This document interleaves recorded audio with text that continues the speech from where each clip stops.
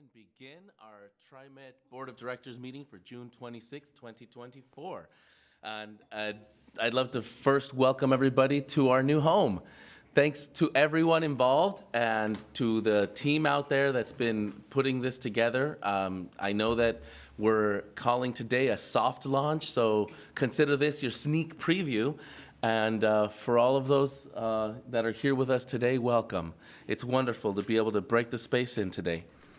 And so, as is customary, we begin our board meeting, which I'm calling to order now, with the public forum. Thank you very much. We're gonna have a more formal grand opening next month when we have our official launch. So you're here getting that sneak preview today. And I'd like to also remind folks, as is customary, we're also live streaming today's board meeting on YouTube. And today we have all board members present for the meeting, pardon me. So thank you to all for being here today. We're going to begin with the public forum. Members of the public who wish to provide testimony but could not be here in person may also join us virtually. After we have heard from those who are present, we will be passing it to the online testimonials for individuals to testify. So for all of those that are going to be offering testimony today, please direct your comments to the TriMet and our transit-related services rather than other topics. We also ask that you limit your comments to 3 minutes, and I believe there will be a timer available to keep track of time, whether it's in person or online. And if you are unable to keep the comments to 3 minutes, you may also provide additional comments in writing. TriMet staff can provide an email address for you to send your written comments if you do not have that already. And now with that, I'd like to begin our public testimony by calling up 2 individuals at a time to the testimony table. And for those of you, once you hear your name, please go ahead and make your way to the table. You will see at the base of the microphones a button that is either red or green. Please click the button to make sure that it's green, and then you can go ahead and begin your testimony. Our first 2 people, and I would say the only 2 people that I have listed for today's public testimony in person, can make their way up, and those individuals are Dorothy Von Eggers and Mark Knecht. And I'll apologize in advance. Feel free to correct me if I mispronounce your name. Welcome. Good morning, Dorothy. Good morning. Did you? And Mark's on his way. Thank you so much. Good morning, Mark. And please go ahead, Dorothy. Thank you. Good morning, President Gonzalez, Mr. Kellogg, and remaining respected members of the board. I know that Ordinance 377 passed back in April, and the rerouting of bus line number 96 has been delayed until next summer. However, I'm here to talk about next steps and follow through for the record.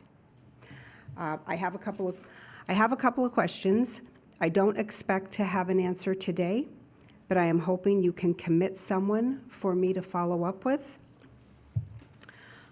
First off, I want to thank President Gonzalez for listening to the concerns of the 96 riders, and in that March meeting, instructing Mr. Tom Mills to use this as an opportunity to be responsive.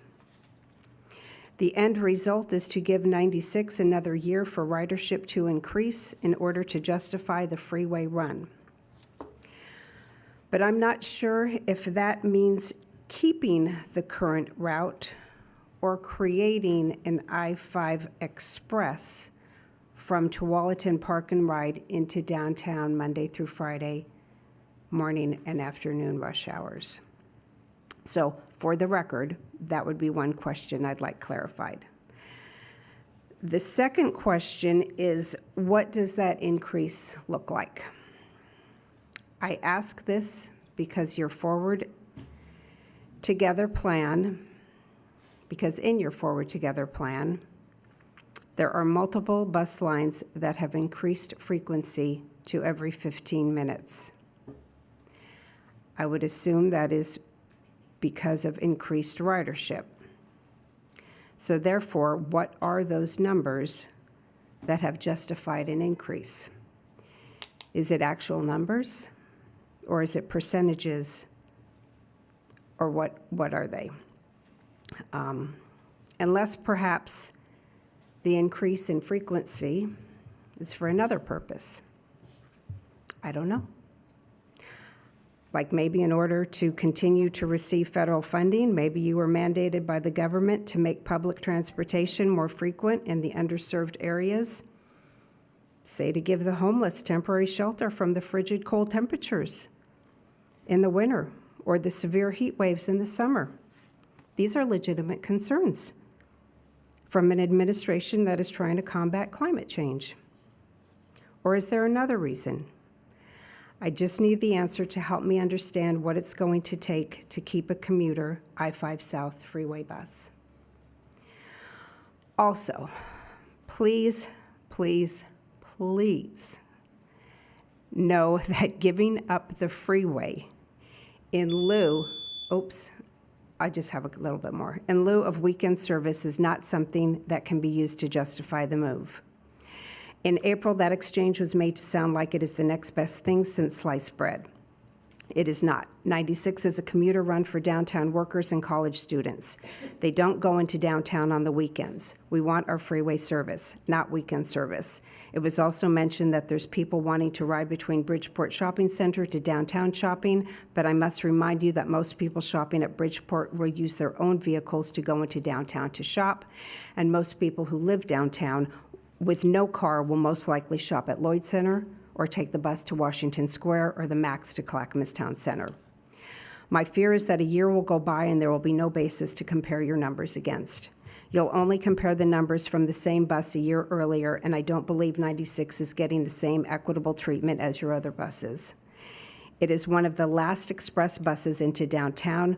We must keep the best part about it, the freeway service, and not place a disproportionate burden onto current and future downtown students, professors, and the workforce. Dorothy, I'd appreciate if you could submit that in writing. There's some great questions, and I would please ensure you have that email, and we will ensure that your questions are addressed. Okay, and then you can also commit to me somebody that I can follow up with? The written ongoing statement will basis? allow us to be able to forward it to the right individuals and get back to you. Okay. Thank you. Thank you very much. Sorry I went over. I appreciate concerns. Thank you Okay, so you much. bet. And next, I'd like to invite Mark, and please help me with your last name, Mark. Connect. Thank you. Welcome, Mark. Please provide us your testimony. Yes, my name is Mark Connect, and I reside at 14145 Southwest 105th Avenue at Sub-Fire Rehab and Skilled Nursing. And I take the Metrolift and I take the regular bus service.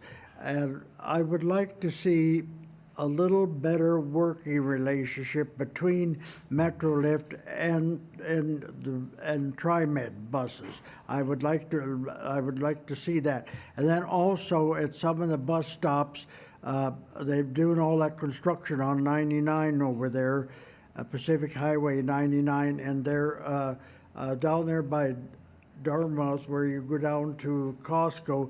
They've got a slab poured there, and I guess they're going to put the put that bus stop back there. And when I was in Salem, I was on the Citizens Advisory Board down there, and I got them to put trash receptacles in the bus stops, and then I do a lot of advocacy work for veterans and people with disabilities. I'm a veteran myself. And also, what could you do to help? I know United Way and communities, I know they get the funding, some funding through there, and to help disabled veterans with transportation. I would like to see what you could do in that area. And Otherwise, the trash receptacles and that sort of thing, and for the most part on 99 where they're doing all that construction, the buses are pretty good. And then sometimes when I was in Salem, I did this because I got this idea from you people up here. Okay, the high school kids sometimes get on the buses. All right, the bus driver, that area behind the driver, that's reserved for people with disabilities and mobility issues. Okay, sometimes the bus driver has to move. No, we don't have to move. Well, I'd be darn sure that I'm an advocate for people with disabilities, and I was going to be darn sure that the American Disability Act was enforced, and I did it. With some help, we got those signs put on our buses down there like you have up here and in the Max cars. Well, thank you so much, Mark, for your service to the public and your service to our country. I really appreciate your interest in helping us always be firing on all cylinders, and your comments have been noted. Thank you, sir. Thank you very much. And with that, I'd like to now go to those who have signed up for virtual testimony. We have 2 individuals that have signed up for virtual testimony, and I will look for those. Oh, here we go. I will name, in this case, one at a time, so that you have an opportunity to turn on your microphone and make sure that we can hear you so that we can take your testimony. I'd like to begin with James McCarthy. James, if you're out there, please go ahead, turn on your microphone and provide your testimony. James is not logged in, but Neil is. Oh, thank you. I hear James is not currently logged in, so I'll get back to James McCarthy in a moment. We will now hear from Neil Goodman, who can provide his testimony. And Neil, I see you on camera. Thank you very much. Welcome, Neil. Thank you, Mr. Chair. I am in the midst of retiring from my position as a precinct committee person for the Multnomah Democratic Party, but my residence remains at 4400 Northeast Broadway Street. And to that issue, I wish to address myself. The previous speaker said that TriMet would be furnishing more and better service to people who are disabled.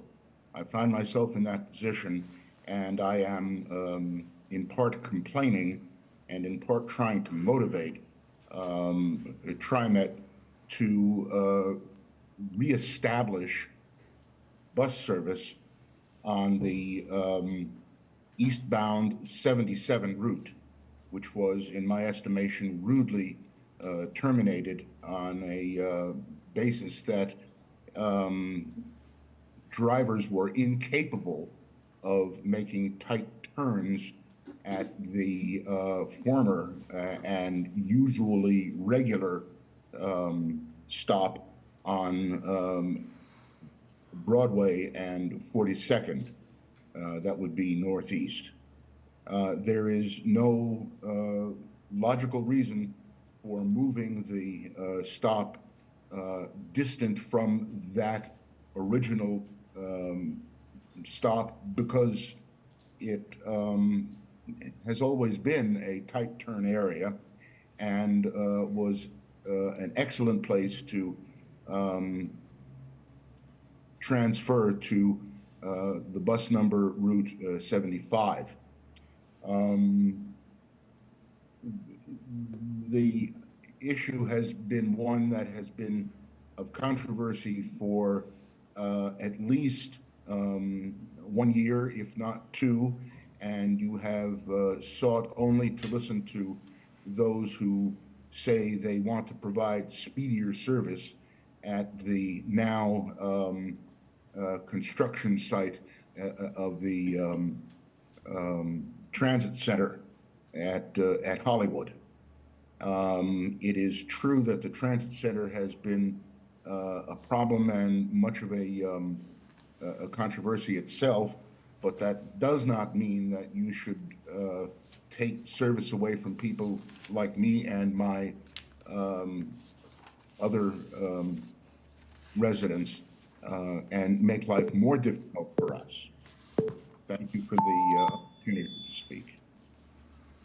Neil, thank you for your testimony.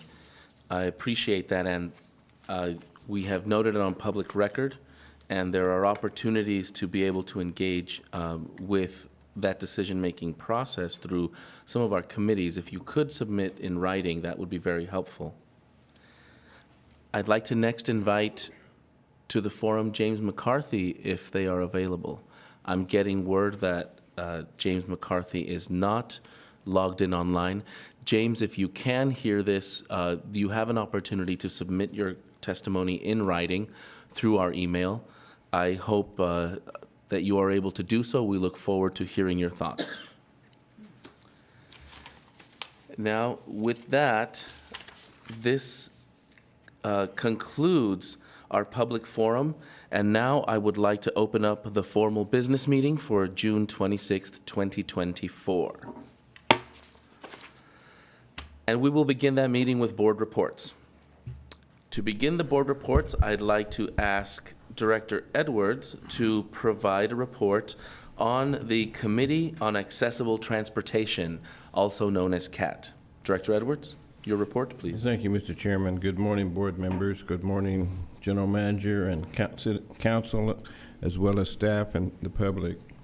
I'm going to kind of step out of order here and make a comment. Our last public person that commented gave testimony, said that they were complaining. And through the chair, I want to explain that this board looks at those as advocacies, not complaints. So just wanted to share that with you. The Committee on Accessible Transportation had their annual luncheon on June 13th. The committee had a wonderful luncheon. It was really well attended, and it was a great celebration. We celebrated the collaboration and achievements of CAT and TriMet in improving the accessibility of TriMet systems, services, communication, and policies. The CAT annual report is included in this month's board packet for more information on this year's highlights. A couple of elements to note. CAT awarded its first Community Advocate Award to Cleveland High School junior Andrew Kobus for the work and advocacy he has initiated to make TriMet more accessible to visually impaired riders like himself. He's a truly impressive young man, and I'm sure we'll be hearing more about him in the coming years. He has been at this since the 7th grade. He is truly committed. It was announced that CAT Chair Jan Campbell is one of 8 international recipients of the American Society of Landscape Architects honorary membership for her work with TriMet to build accessibility into our planning and construction efforts. Jan will be joining the ranks of President Jimmy Carter, Vice President Al Gore, and Secretary of State Colin Powell in receiving this honor.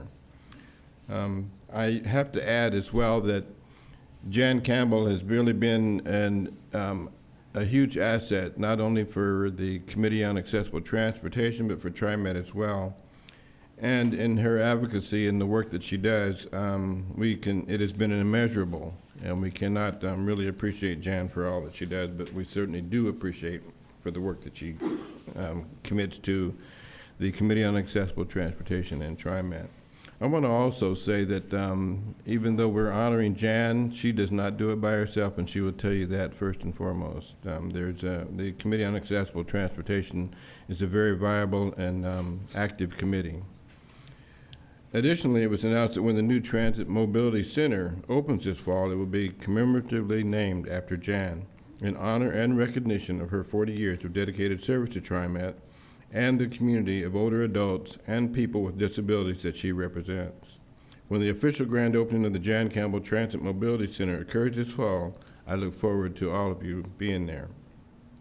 Overall, the array of initiatives representing work with every division in TriMet was incredibly impressive. It was really a tearjerker. I know I'm always going to leave out someone, but I want to certainly thank Eileen for the work that she does as well in with making sure that staff is facilitating CAT, and really it's heartfelt.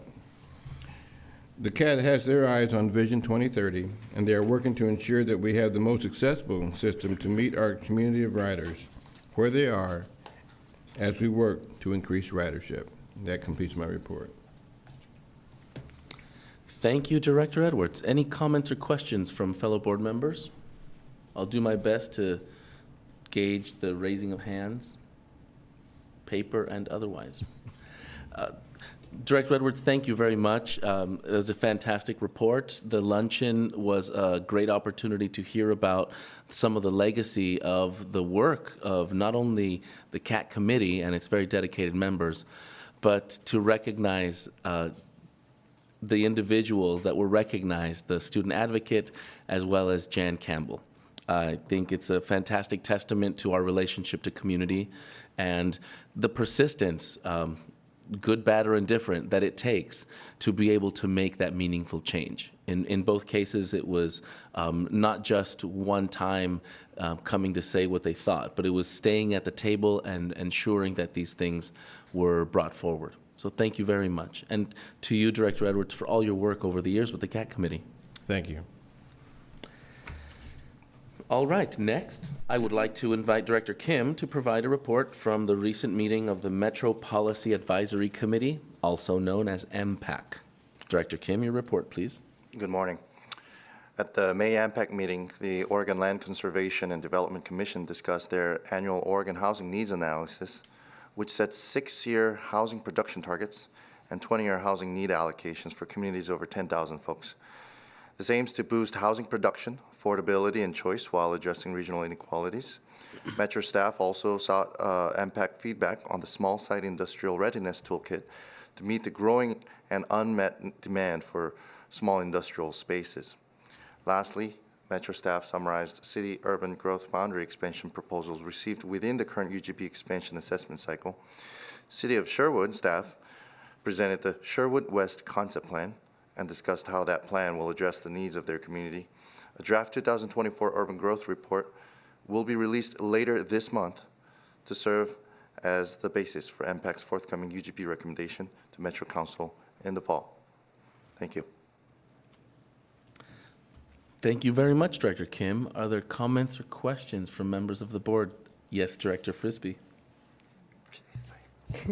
This is Director Kim. Thank you so much for attending the meeting. I just wanted to follow up, given that you're starting to hear proposals around the UGB expansion, and if you have thoughts in terms of how those proposals are set up to beneficially or help transit serve as a beneficial resource in those areas.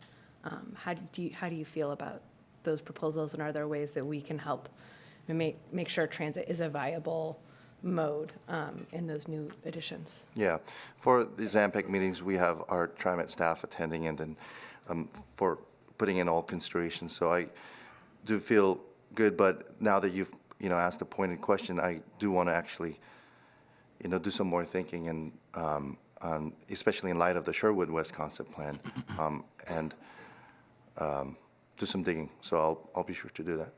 Yeah. Thank you for that question, and thank you for the consideration, Director Kim. Anybody else have a comment or a question? Yeah, of course. Well, I'll take the opportunity to simply add on record that our partnerships with all of the municipalities within the district are critical to the overall success of the region. And no single municipality operates in isolation. Our economy is driven by us needing each other to shop, to be entertained, to visit our fellow community members from one city to the other. And connectivity is literally the glue that binds us. And to the extent that we can help ensure that the projected vision for our municipal partners is considering that connectivity, and that we as TriMet can help them in that connectivity, this is what helps the region really achieve the level of greatness that we all hope to. So thank you very much, and we look forward to hearing what comes from that conversation. Now, I'd like to invite Director Frisbee to provide a report on the Transit Equity Advisory Committee. Director Frisbee. TEAC kicked off sort of our first Bless you, Gesundheit. TIAC has moved to a quarterly meeting system, so this was our first real quarterly test. And we had lots of new faces at the table. So I want to start by saying thank you to Amparo, who has helped manage and staff the TIAC committee for a really long time. She is still engaged, but the day-to-day facilitation is now going to be led by Kitty Kong, which, Kitty, we're so excited. So new faces coming on board. The most exciting update is TIAC elected their first chair. We have actually been operating without a chair since I came on board, and I think for a little while before then. So Jonathan Colon from Centro Cultural will now be serving as the TIAC chair. We are so appreciative of his engagement and his service. So very excited for that work. We heard, we got to be introduced to Ethan Snyder, who is the new manager of the Civil Rights and Equity Programs at TriMet, talking about TriMet's Title VI work and how we apply that in our day-to-day decision-making. We heard some great updates from the group as a whole on the work that they are doing and the transit involvement, particularly in light of the 2025 session. There was some discussion of how TIAC as an entity can try to engage in preparation for the 2025 legislative session. Thank you. Jamie Surface came and talked to us about the fare subsidy work group. That group is looking at fare equity programs across the country and reduced and subsidized fare programs and how other agencies fund them, how they manage them, whether or not they are effective in terms of increasing ridership among targeted groups. So I think we'll have some recommendations out from that group for the board before the end of the year. Kate Lyman came and presented on Forward Together 2.0, which the board heard at our last meeting, and I think there was a lot of interest in the work that she's doing. And then Jonathan Plowman came and discussed the FX Master Plan, which the board also heard at our last meeting. So it was good to get feedback, and we asked TIAC members to take that information back to their membership also and think about ways that their groups may want to engage or be supportive. That was it. Thank you, Director Frisbee. Do any board members have comments or questions from the TIAC report? Director Director Lewis, do you have something to say? No. Oh, okay. Okay, very good. She's getting ready for the next one. I see that. Oh, I see that. She's just super on it. Okay, thank you. Thank you very much for that report, Director Frisbee, and congratulations and thank you to our new chair for TIAC, Joneth Colon. I know that Centro Cultural has been a fantastic partner over the years for our agency, and it's very nice to hear that we have a member of Centro Cultural coming in to serve as chair. We look forward to the continued work of TIAC. Thank you. And now, I'd like to invite Director Lewis to provide a report on this morning's meeting of the Finance and Audit Committee. Director Lewis. Good morning, everyone. I'm going to be like Director Edwards and go a little bit out of line. I'm excited for our new space. I am a lot taller than I look up here. I do have a little footstool, so it kind of elevates me up and down. It's kind of, I didn't want to do a little bouncy thing on it, but it's really cool. So hopefully, us shorter directors have a little boost. But this is real exciting, and we took selfies and pictures of ourselves. Just ignore us. Anyway, this morning, the Finance and Audit Committee meeting, 8 o'clock in the morning with coffee, met, and we had got a couple of things here. We did have our overview, kind of an update from Iden and Bailey, and their team on preliminary procedures that they performed on our audit. Earlier in the year, we did, begin the audit. I think it was in May, and they did a little presentation on pretty much reminding us of the audit scope of what they have for us, and then a summary of the progress, which was a few questions, but mainly they're focusing and looking at some of the progress and procedures of our P-cards and our off-cycle payroll adjustments. All in all, they will be finishing up in September, and then our board will be presented in October with the final presentation. Second, which was kind of exciting, lots of kudos for Nancy and the team.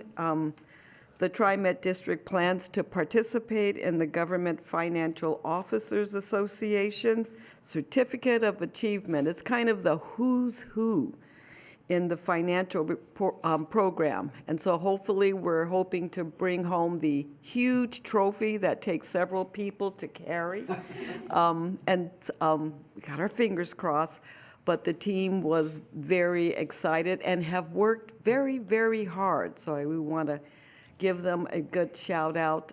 Thank you for the work and bring it home, team. Lastly, we heard from Nate Holton and his team on the working and wage agreement with the ATU group, and there is some tentative agreements. They are voting on Saturday, and we'll hear an update after the vote. And that concludes our Finance and Audit Committee meeting report. Thank you very much, Director Lewis. Do we have any comments or questions from anyone on the board regarding the Finance and Audit Committee report? I see none. Thank you very much, Director Lewis. It was a great morning meeting indeed.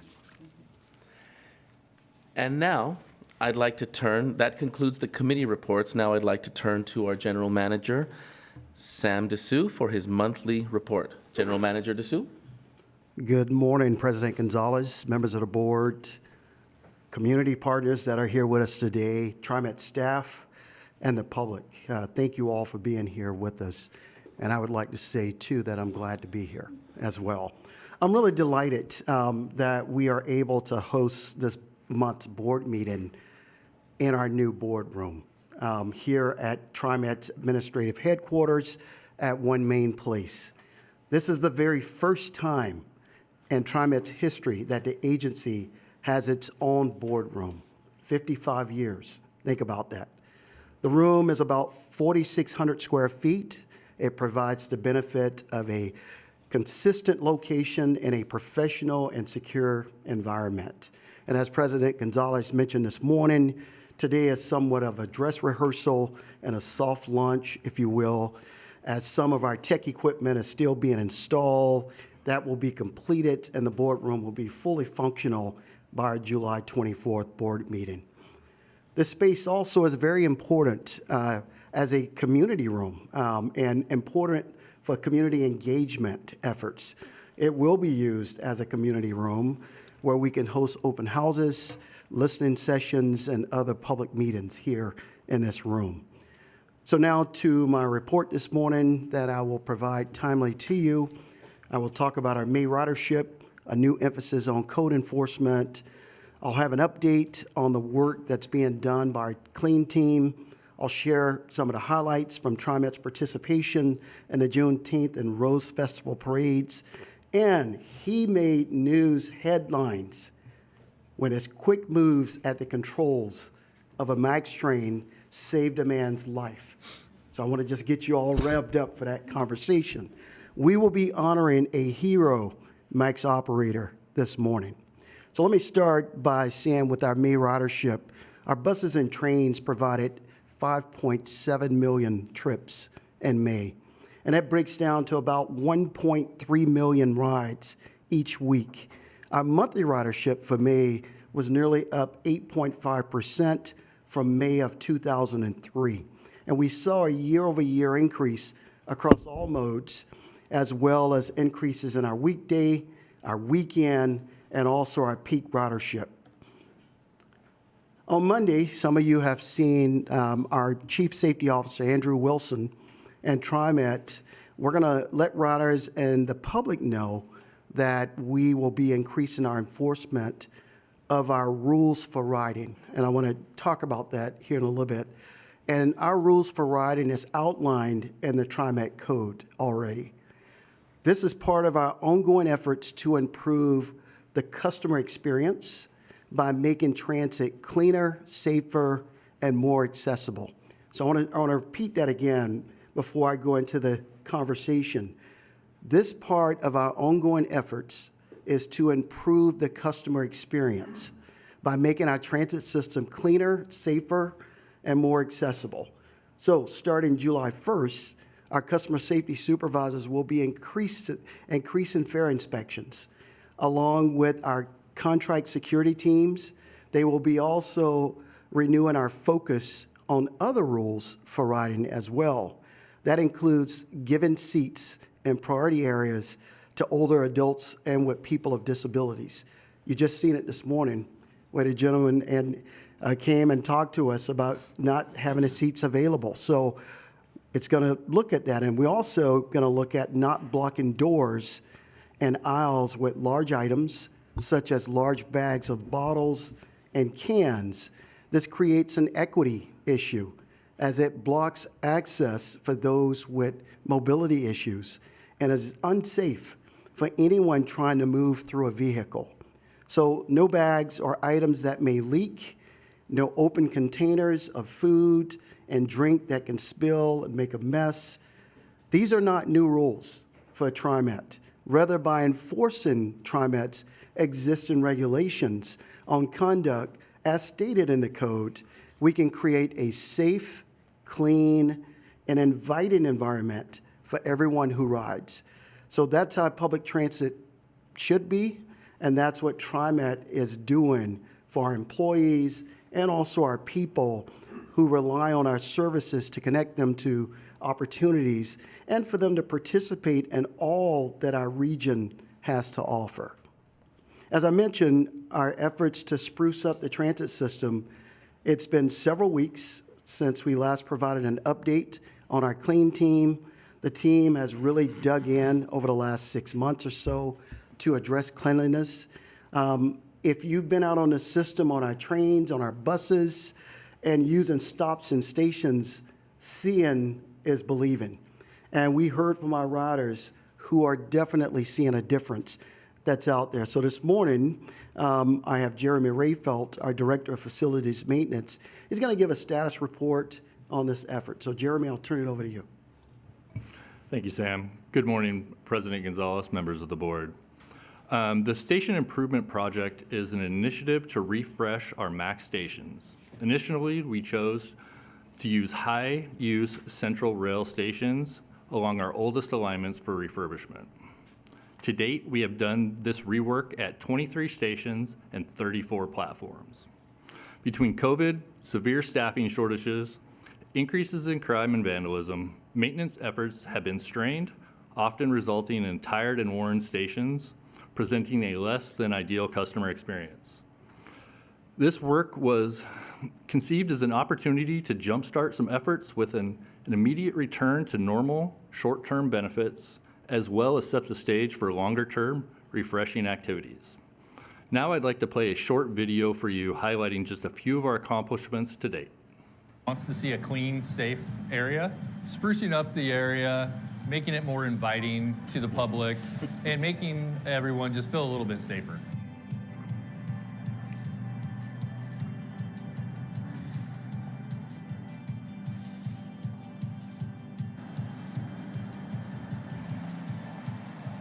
A group of individuals across the agency asked what we could do to basically go out and spruce up the alignment.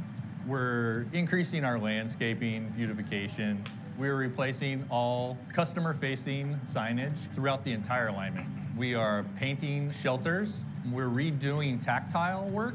We have gone through and we are doing slip, trip, and fall mitigation. So anywhere there's been raised bricking or lifted concrete, we're going through and grinding that down. Our cleaners will get on there. They will go in, pick up trash. And it has moved on into train cleaning and bus cleaning. We've noticed a huge improvement on areas that we've come back to. The public sees us every day. We get comments constantly every day about, hey, thank you for doing this. It's great to see you guys out here doing it.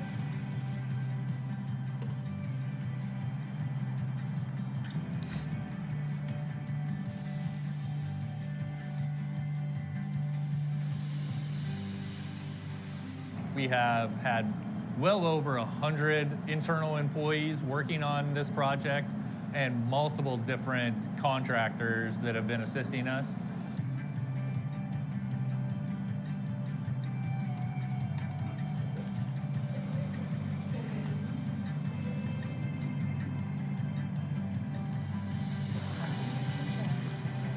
this has given us an opportunity to come back in and revitalize the alignment, the system, the stations. And now that our workforce is expanding, I see really good things in the future.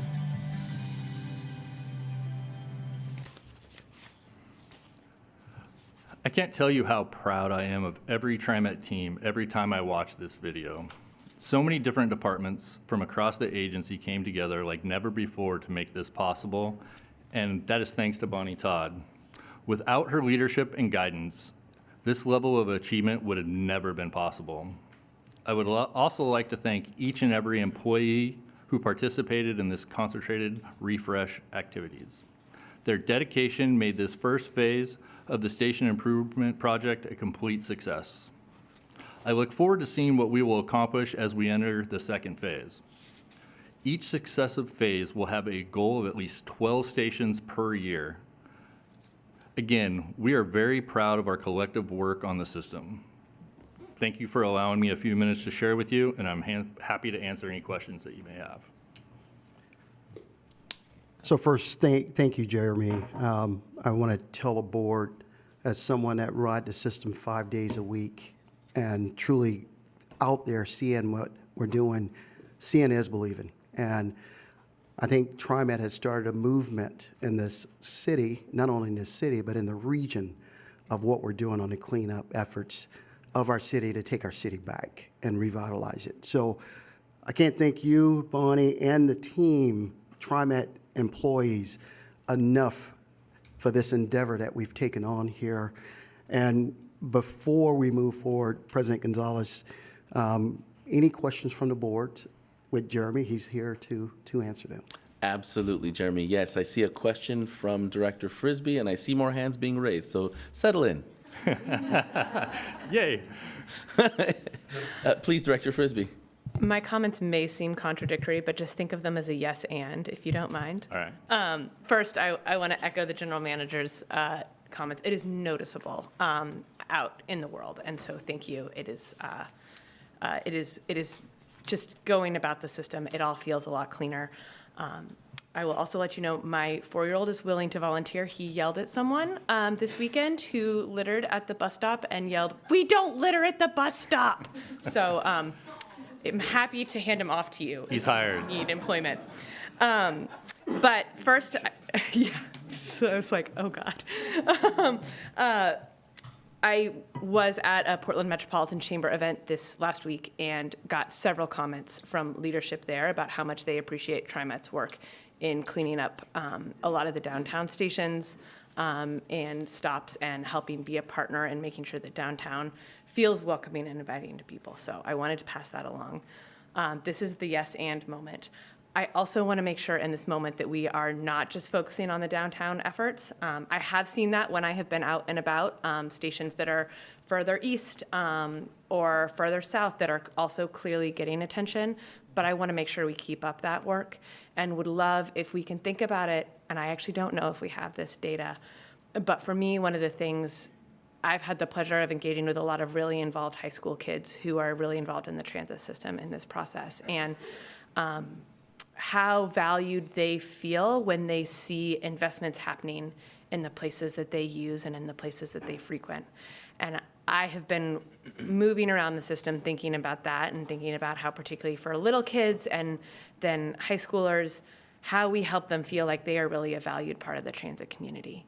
And so I hope that we can make sure we are helping them feel safe and comfortable and welcomed at their bus stops. And so to the extent that we can prioritize places heavily used by families, by children, I would not call high schoolers children because they are budding adults, but folks under the age of 20, let's say.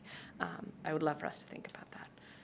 Yeah. Oh, sorry. That's the summary of my comment. Okay. I had one last note, which is I also really appreciate the refresh of the tactile pieces. I know that's something I'm sure Director Edwards has heard about, and it's something I've heard about from folks in my community too.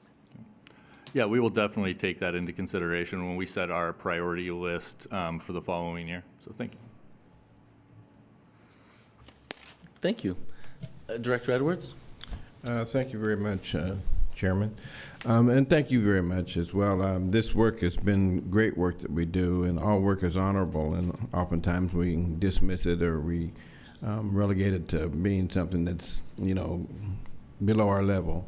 But I certainly thank you. And Director Frisbee stole much of my thunder. I'm not going to go as young as 4 years old, but that was my thought was how do we engage our youth, and is there an opportunity to do that, to engage our youth and when they so they can participate in this as well and see and live and have that lived experience on cleaning up and helping to make sure that they understand that everyone has to play a part in making TriMet run. So, Yeah, I would highly suggest that all of the individuals that would like to participate, we hold community cleanup events, and I would love to see high schoolers attend that. and I might say as elementary as well. If we can get them involved, that would be wonderful. It's definitely something we can look into. I know there's a safety concern. Yeah. I get that. Yeah. Thank you. Yeah, we find all sorts of things on these platforms. Thank you, Director Edwards. And I just realized you and the public don't get to see how many hands are raised back here now because of this little console. Yeah. But you're in the home stretch now. I have a question and a comment. I'll begin with the question, just for the record and for our own edification, to get a sense of the scale of these programs. You mentioned that there were 34 platforms that have already been cleaned, and unless I'm mistaken, 12 platforms for a year moving forward as part of the program.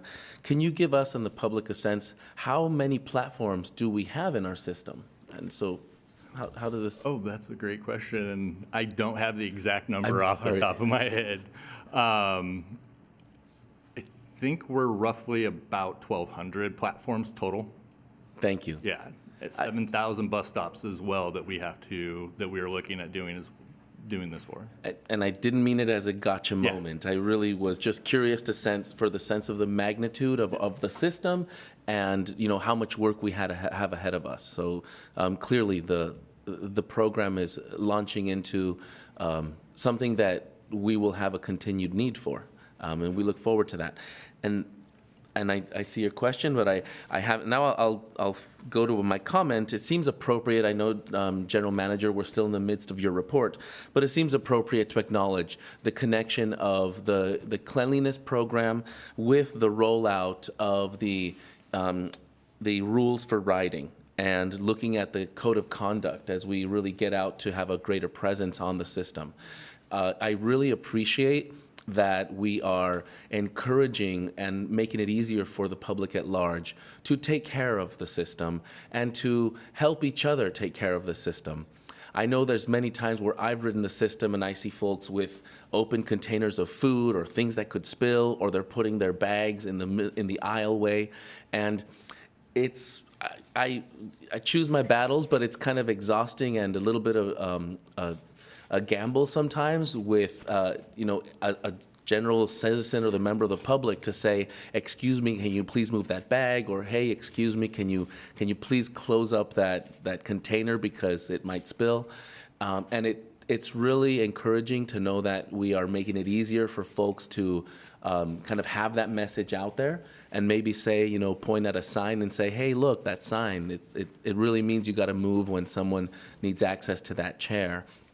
And so thank you for that, and mostly for leading by example. When we know that we all must care for the system, it's entrusted in the public, and we're all responsible for that. It serves us to a great degree that we are showing as staff through the cleanliness program that we are an example of caring for that system as well. So it begins with us, and it means a lot to show that care and to show that we're in it as a vested partner with the public. So thank you for that. I just wanted to point that out. And President Gonzalez, I would like to clarify that 1,200 is locations that we are going to be trying to spruce up. That's including outbuildings, anything public facing. Thank you. Yep. A lot of cleanliness work ahead. Yes. Thank you. And I saw a hand raised. Yes, thank you, Director Lewis. Just a side comment. I notice a lot of, especially in social media and on TV, is the noticeable change in the graffiti, and that's usually the biggest piece that folks see when they associate, oh, well, there is a change and change is coming. But my question is twofold. One is, do we have code enforcement, and I can take my answer later, code enforcement on graffiti or catching someone in the act? I know I should know the answer to that, but I don't. And how robust is our graffiti in the cleanup? I know it's an ongoing, so is that part of, as you continue, each year going forward? You didn't share anything on graffiti, which is huge. Yes, graffiti is a daily battle for my department and the maintenance of way department. It is something that we are definitely looking at ways to mitigate going forward. We're looking at different types of paints that we can use that will make it harder for them to go in and do their artwork. But yes, graffiti is always top of mind for me. Director Lewis, Pat Williams, Director of Security. Great question. This is something that would fall as a criminal act. And so when we do have large graffiti, we communicate that with transit police immediately and the neighboring agencies along the alignment. We're looking at some technology to help us through camera systems and our Security Operations Center to monitor high traffic areas where we do have routine events that happen daily. And we also communicate regularly with the City of Portland. For example, downtown Skidmore Fountain is frequently tagged, and so we talk to folks with Clean and Safe and the city almost daily. Thank you. Any other comments or questions? Yes. Thank you for the presentation. My just quick question is, you mentioned the public community cleanup events, and can you just tell us a little bit more about that? Is it online? Can we as board members or whoever else, like if we have a youth group or a church group, can we come out and volunteer when those things happen? Yeah, definitely. We encourage as many people as we can, and they are on the TriMet website. Okay, thank you. Thank you very much for this information and for taking the time to answer our questions. I appreciate it. General Manager DeSue, floor is yours. Jeremy, thank you, Pat, as well. I want to help Jeremy out on the platforms. With our light rail stations, we have 94 stations in our entire system. So just to let you know there that, and what Jeremy was going was we got over 6,000 bus stops in our system. So wanted to just give you that information. Thank you. Yep. All right, TriMet is an important part of our community, and that's evident during our parade season. Some of our eye-catching buses and employees joined community celebrations this month. Most recently, on June 15th, members of our Black African American Employee Resource Group teamed up with ATU Local 757 members and other TriMet employees, and they marched in the annual Juneteenth parade. I wasn't able to be there, but I want to thank Vice President Lewis for marching side by side with ATU President Shirley Block and so many of our employees who came out to commemorate Juneteenth as Freedom Day. We had about 70 people marching with our group in Northeast Portland. A special Rosa Parks bus rolled in the parade. TriMet also took part in our Rose Festival celebrations. Our Aspire employee group was noticeable in the Starlight Parade, and they marched alongside our 2024 Asian American, Native Hawaiian, Pacific Islander celebration bus.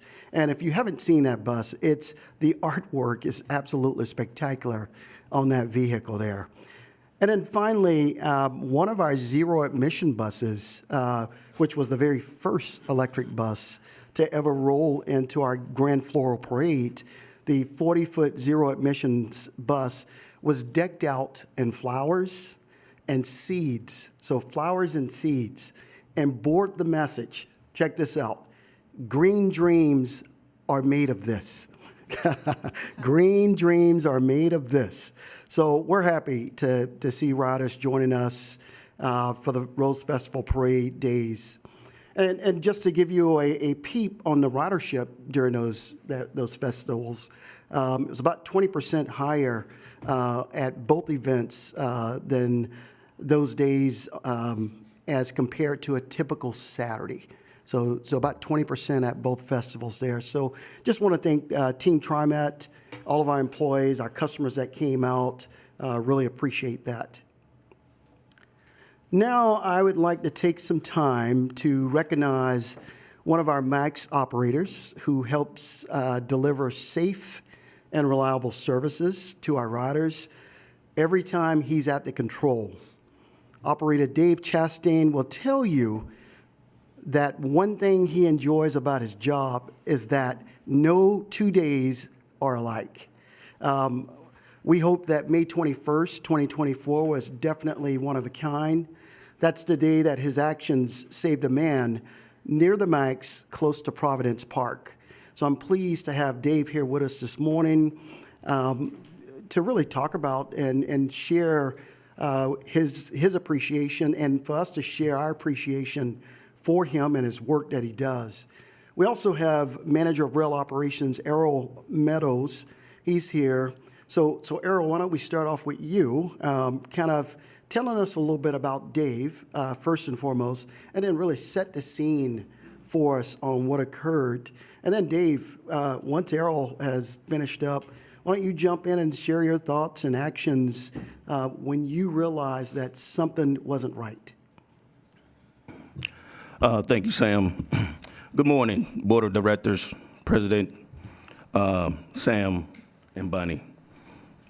Today it is my honor to introduce one of our outstanding employees who has demonstrated extraordinary heroism and professionalism in the line of duty.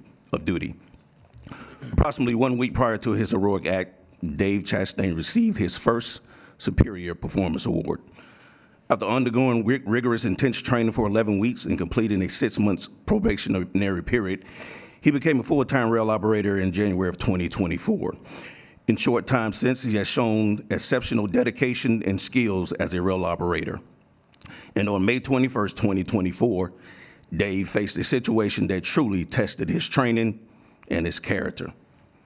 So as Dave approached the station, he saw someone behaving strangely along the side of the platform, who then pushed another person in the path of his train. In a split second, Dave acted with remarkable presence of mind and precision, successfully stopping his train. Dave's quick reaction saves the victim's life and prevented a tragic outcome. I would like to mention that such traumatic events undoubtedly have a profound emotional impact on those involved. Dave has shown immense strength and resilience in the aftermath of this incident. The ability to respond so effectively under extreme pressure is a testament to his character and his professionalism. We are committed to providing him with the resources and support he needs to continue to process this experience. We're incredibly proud of Dave and proudly grateful of his courageous and composed response under pressure. His actions not only save a life, but it also exemplified the highest standard of safety and the responsibility that we strive to maintain within this organization. Dave embodies TriMet's commitment to excellence and with a outstanding record of 0 rule violations. Without further ado, please join me in expressing our heartfelt thanks and admiration for Dave Chastain. His bravery and professionalism are testaments to the excellence we aim for in all of our operations. Thank you.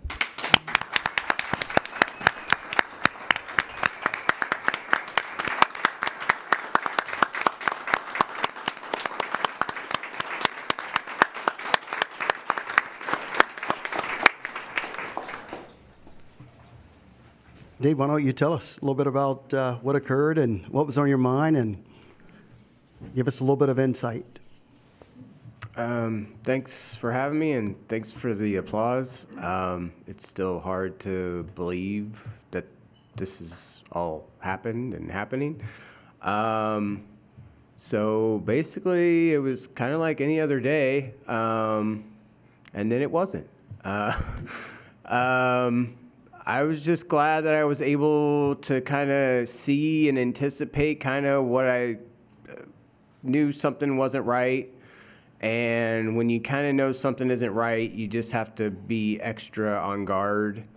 And there was a few things that I'm grateful for. One is I only had a single train, which allowed me to stop faster. And I'm glad that I was just able to stop in time. The last thing you ever want to do is hurt anybody. So yeah, I was approaching the platform, saw a guy running. He ran towards the platform, shoved another person in the back right in front of my train. Luckily, I was able to apply the emergency brake quick enough and able to not make any contact with him. He was very appreciative of me afterwards for obvious reasons. And I just patted him on the shoulder and I said, "Hey, I'm just glad you're okay." And I took the rest of the night off. But yeah, that was pretty much it. And then everything after that has been just kind of crazy. Yeah, I've told other people, I save people's lives pretty much fairly consistently every day without them even knowing it. And really the only difference was this time is somebody else pushed them in front of the train instead of them just kind of walking in front of my train. But I'm just glad everything worked out and nobody was hurt. Thank you for your heroism. We really appreciate you. Thank you for going the extra mile for TriMet. And President Gonzalez, I'll turn it over to you for board comment. Thank you very much. And thank you, Errol and Dave, for coming and bringing the story together or forward for us today and putting it into the public record. It's great to have you come out from behind, I want to say the wheel, but I'm not sure it has a wheel. It doesn't seem like it does. Yeah, I clearly don't drive trains, operate trains. See what I mean? It's great to have you come out here with us regular folks for a second and kind of share a little bit of that reality that you save a lot of lives and they're rarely aware of it, and it's not always so tangible as this particular occasion. And thank goodness that it all happened the way it did, and I hope that individual is out and about, going about their life and enjoying every precious second that we have here. And are there any comments or questions from the board? I see Director Kim raising a hand. Yes, Director Kim. Thank you for what you did and what you do every day. And thank you also for making the time to come and share that story with us. Thank you very much.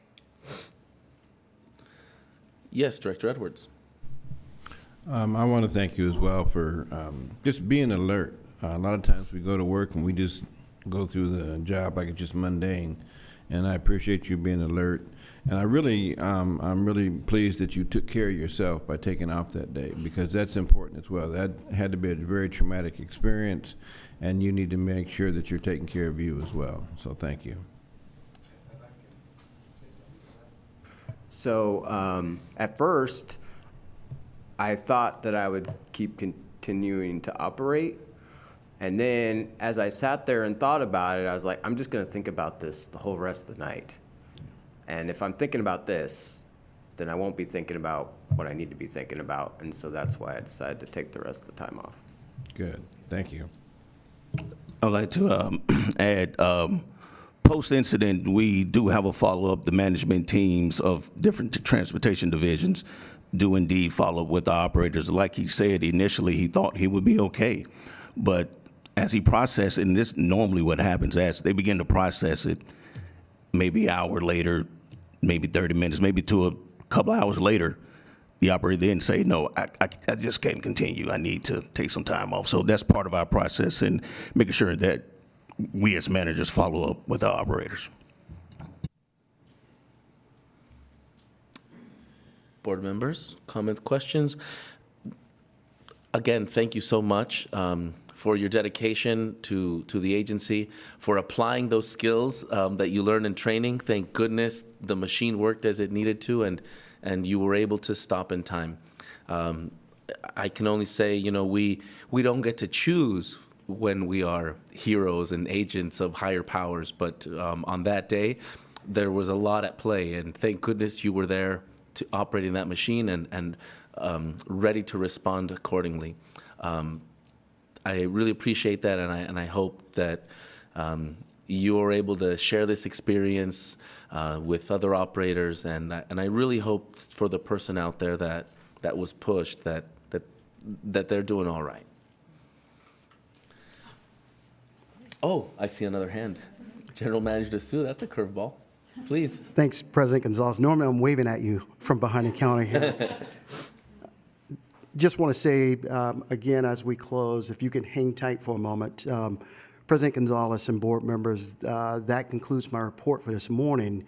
And if we could take a quick break and give an opportunity for the board and Dave to take a picture together, that would be great. Thank you. I see some heads nodding. We've made it this far. Let's do that. We'll take a 5-minute recess and we will resume with the board meeting. In the meanwhile, hang tight. Let's take a photo.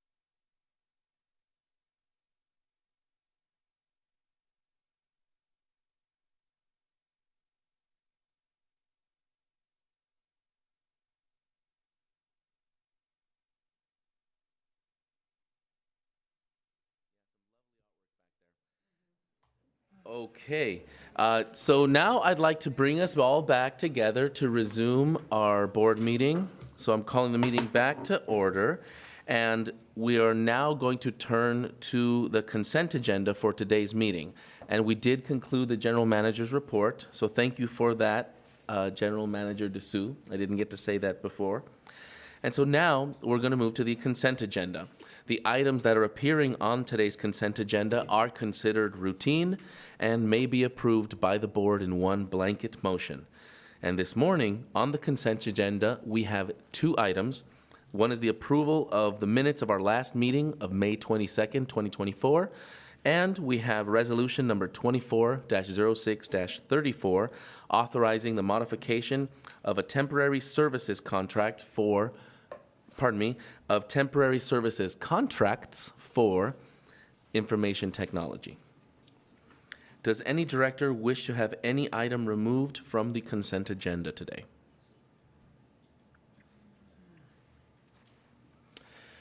Okay, hearing nothing, I'd like to see if we have a motion to approve So the moved. items contained in the consent agenda. Director Edwards, we have a motion. Do we have a second? Second? Director Way, we have a move and a second, and some quick fingers on the mic button today.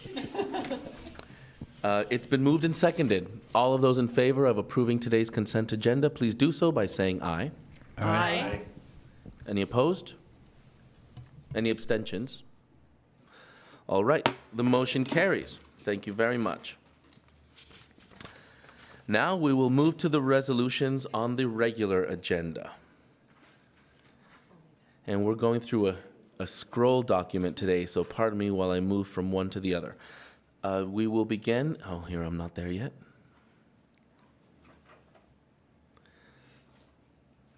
Okay, got it.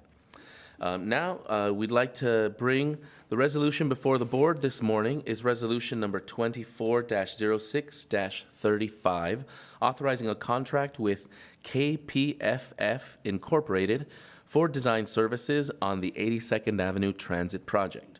Mr. General Manager, do you have any comments on this resolution? President Gonzalez, members of the board, the 82nd Avenue corridor is a regional priority for safety and transit improvements. TriMet's manager of small starts projects, Michael Kaiser, and 82nd Avenue Transit Project Manager, Jesse Stemler, they're here this morning to provide a closer look at the project. So if you guys could go ahead and come up.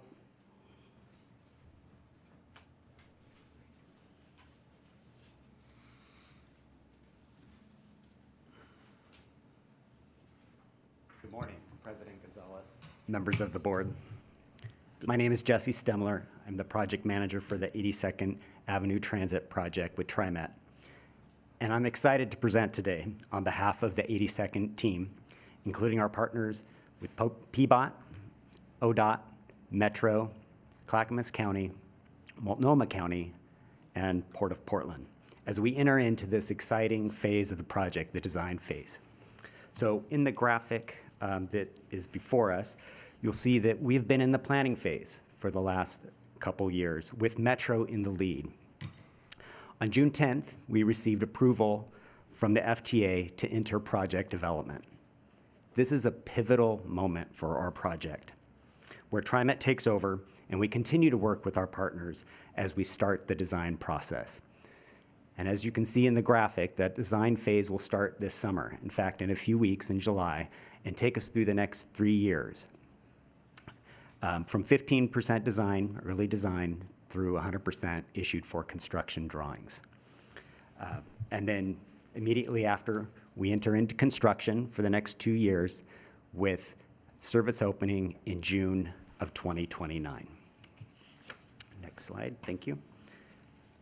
The planning and outreach work that has been done to date has resulted in a 10-mile project along the 82nd corridor with a southern terminus at the Clackamas Town Center, and uses the same route today as Line 72 between Clackamas Town Center and Sandy Boulevard.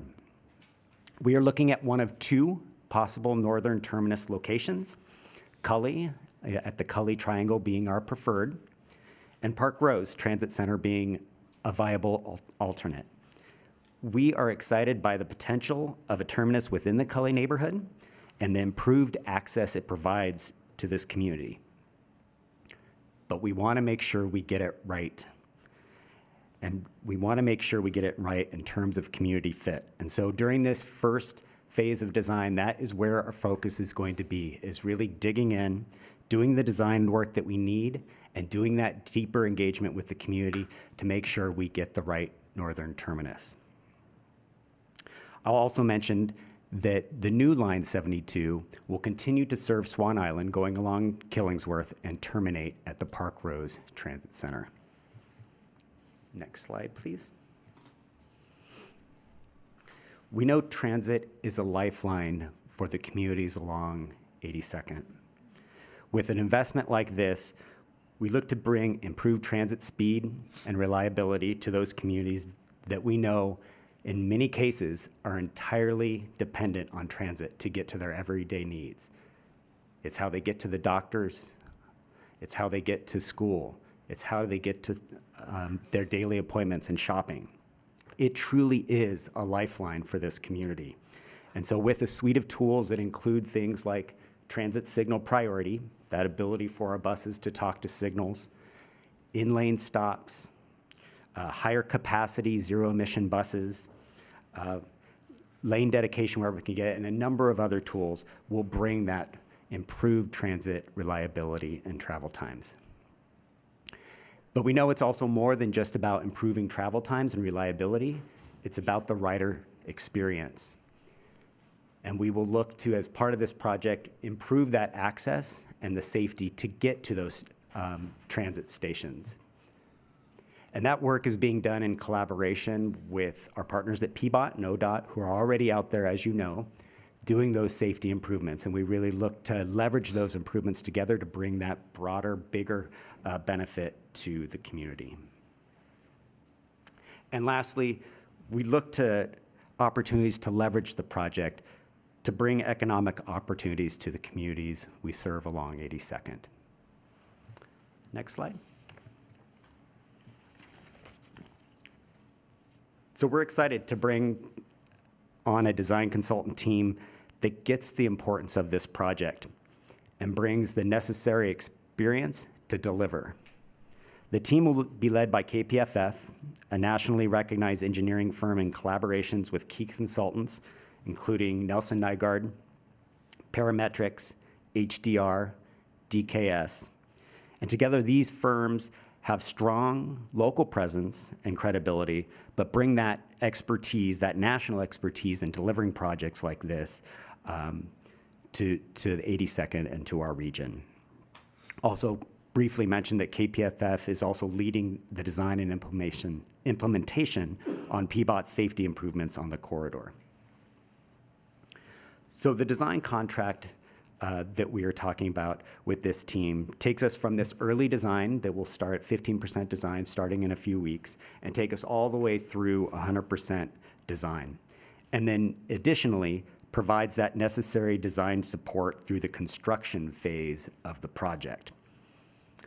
Altogether, this design contract supports this project for the next 5 years and provides TriMet and our project partners the support in the design, engagement, delivery of a project that will improve the lives of those riders and the people along the corridor. And so we thank you for your time today. We're excited and happy to answer any questions you may have. Thank you. Thank you very much for that. And before we move to questions, I'd like to give Sam Dessou, our general manager, an opportunity to bring us around on this presentation. Yep. Appreciate it, Jesse and Michael. Board, the resolution before you authorizes the award of the design contract for the 82nd Avenue project to KPFF, Inc., a well-qualified and experienced regional civil and structural engineering firm. TriMet is required by Oregon law and the Federal Brooks Act to utilize a qualification-based selection when selecting architects and engineers for design contracts. In such a procurement, TriMet must first select the most qualified firm, then negotiate a fair and reasonable price. After selection of KPFF, As the design contractor, TriMet negotiated the price of $17.5 million as a fair and reasonable price for the services. Funds for the project development are committed, and the operating budget for engineering and construction for FY '25, '26, and '27. KPFF's total employee count is more than 1,200 employees, and its workforce is 33.3% minority and 34.3% female. KPFF anticipate using DBE certified firms for 25% of the work. I recommend your approval, and Jesse and Michael are here to answer your questions. Thank you very much for that presentation. And I do see some hands raised on our side of the skirt over here. So we'll go ahead and get some of the board member comments and questions. And I didn't see the order, so pardon me. I'm just going to go from right to left. Director Edwards. Thank you very much for the presentation, and thank you very much, General Manager DeSue, for explaining as well that why we're using KPFF. I have an aside, if you will, but it's really not an aside. The northern end of the 82nd corridor has some unsavory characters. We have a high school in close proximity to that activity.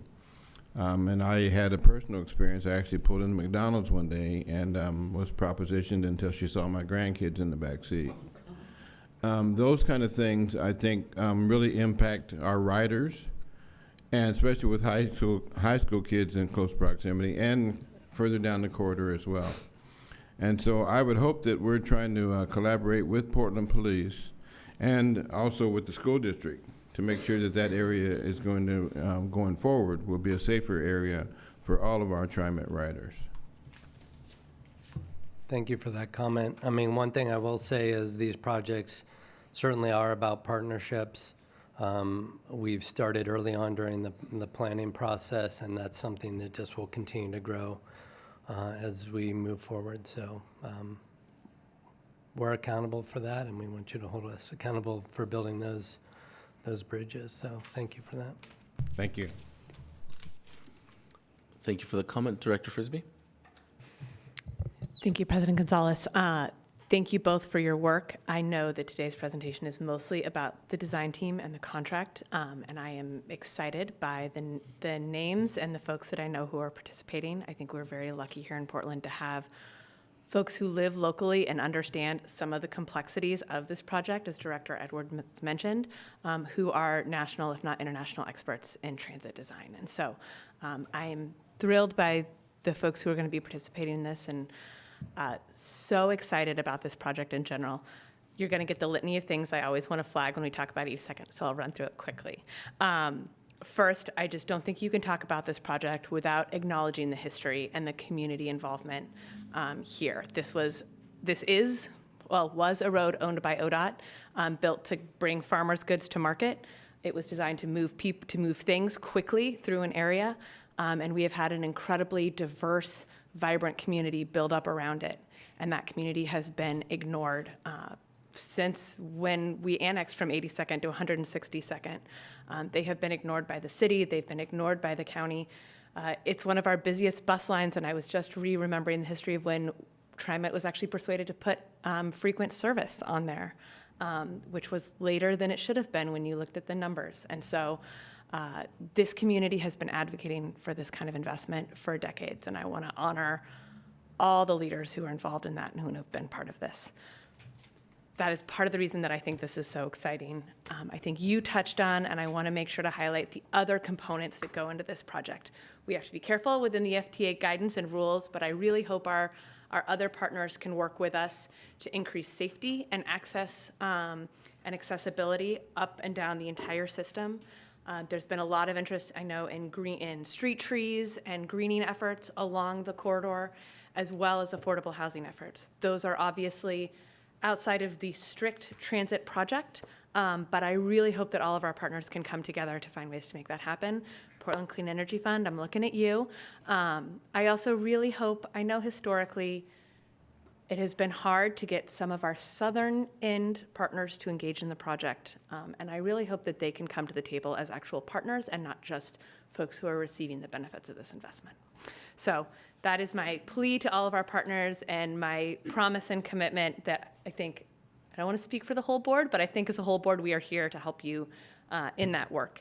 And then the last thing I just want to say is I really hope that this is an area where we go big, a project where we go big. This community has been working on this forever. We have the chance to deliver a truly transformative project that honors and benefits the folks who live there now. And I am really excited about that, and I hope that we can be ambitious in this work. So, thank you. Thank you, Director Presby. We certainly see this as a catalyst project. We plant the seed, and we hope others come to see that propagated and grow. So I appreciate your comments. Yeah, no pressure. I want this to be the big project. And then I just want 10 others in the next 12 years. Yeah. So no pressure. You're not alone. Thank you. Yeah, we're just two people up here representing the project, but we are not the only people. And we are very appreciative of the partnerships that we have been cultivating, that we have. And we look to deliver with these partners, community partners, with our city partners and others, because we also want to deliver with this project in a meaningful way. Thank you very much. Director Lewis. Thank you, and thank you for your work. I read the proposal a couple of times. I was zooming in on how many buses that we're going to have. I think that's for the general manager to answer, but I just want to echo what my two directors ahead of me pointed out is you had pointed out deeper community work, and I always zoom in when we're kind of, and I'm looking at the wider group of the riders in that area. What does that mean, deeper community work? So not today, but I hope that you will return often to give us updates. And I remember the work on Division Street, and as a, it was in my area, so I heard the good, and then I heard the bad as we're going along. So I want to encourage you to be a part of Director Frisbee's TIAC group and give them updates so that there is a avenue or a pathway so the community can bring their, because they can't always reach us, but we make that known in that deeper community work, that we have TIAC, and that's where they can come to share their concerns, their thoughts, their ideas, because it's a larger community there than was on Division Street. I mean, it had a longer stretch. I'm just guessing, but I just know from field and community work, it's huge and it has a bigger impact. Thank you for your work again. Thank you. Mm-hmm. Thank you. Thank you, Director Lewis. Director Wade? Thank you. I think you're going to see an emerging theme here down the line of just gratefulness and thankfulness for really getting this project off the ground with the design work. And so just a few comments I have and then just a couple questions. 82nd Avenue, as a lot of folks have mentioned, is such a critical part of our district, but also a part of our state. It's the most linguistically, culturally, ethnically diverse. I grew up right around 82nd off 76. That was the second place that my parents moved us when we came to Oregon 20 plus years ago.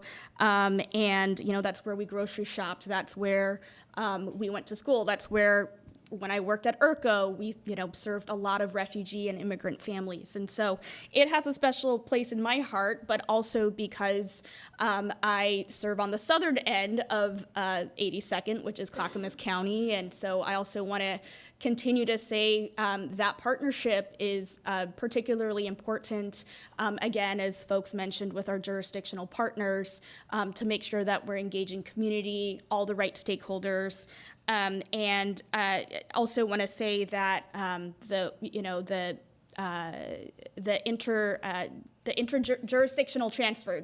It's a big word, but that just needed to happen. And I know she's not here anymore, but I want to just give a big shout out to my former boss, State Representative Alyssa Kinney-Guider, who was the state rep for that area for almost a decade, as well as many other, state and federal partners and legislators for really just championing that effort to make sure that 82nd becomes more accessible and safer. So I would be remiss if I didn't just, acknowledge a lot of the things to get us to this place.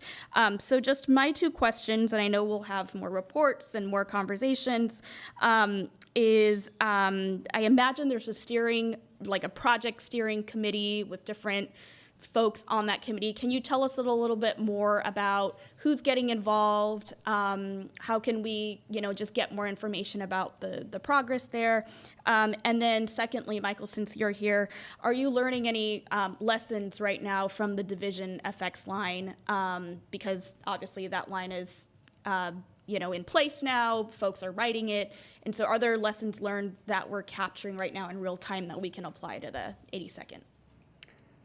I can maybe speak to your first question in terms of a leadership group, a steering committee. So in terms of the planning phase, there has been a steering committee that has been leading those discussions made up of partners and community leaders. That will continue into the design phase. We will establish a community advisory committee that we will meet with regularly that will help to continue, similar to Division, provide us that guidance and that leadership as we step through the work. It is not, however, the only place where we look to for community input and for that leadership. And so, through the series of design work like this, we did mention deeper engagement, and there was a question of what that looks like. It looks like having focus groups. It means community workshops. Something we've heard already from the engagement with community organizations and neighborhood associations is let's not just engage the folks who are leading those committees, but let's think about the next generation. And let's use this project as an opportunity for them to grow with this project. And so we're very much looking to those opportunities as well as we enter into the design phase of the project. So, Director Y, as far as the lessons learned from DTP, some of it is around early engagement, right? We saw opportunities just for what can we leverage above and beyond the project in the community to ensure that they are reaping the benefits of these major public projects, whether they're working directly on the project through workforce development or construction, but also in other businesses, small businesses. How can we help set them up to take advantage of the opportunities to come? So more early engagement with our community business partners and these community groups to really give them awareness on what's coming and our willingness to work with them. I mean, our goal with any of these projects are, we want anyone that we touch through this process to come out better than they came in. So it's not just about the project delivery itself. So that is one thing.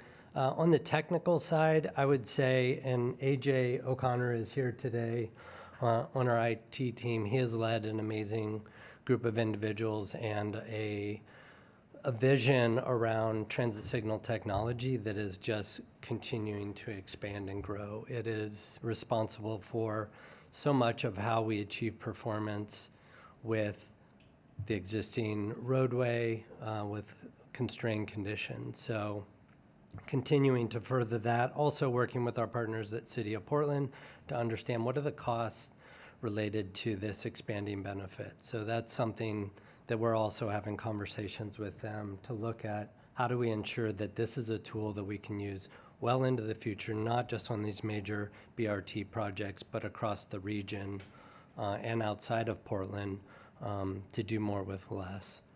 And then certainly I'll say really including these advocacy groups like CAT Committee to help inform us on how we deliver better projects that speak to access, accessibility, to help us understand where constraints are that we may not see.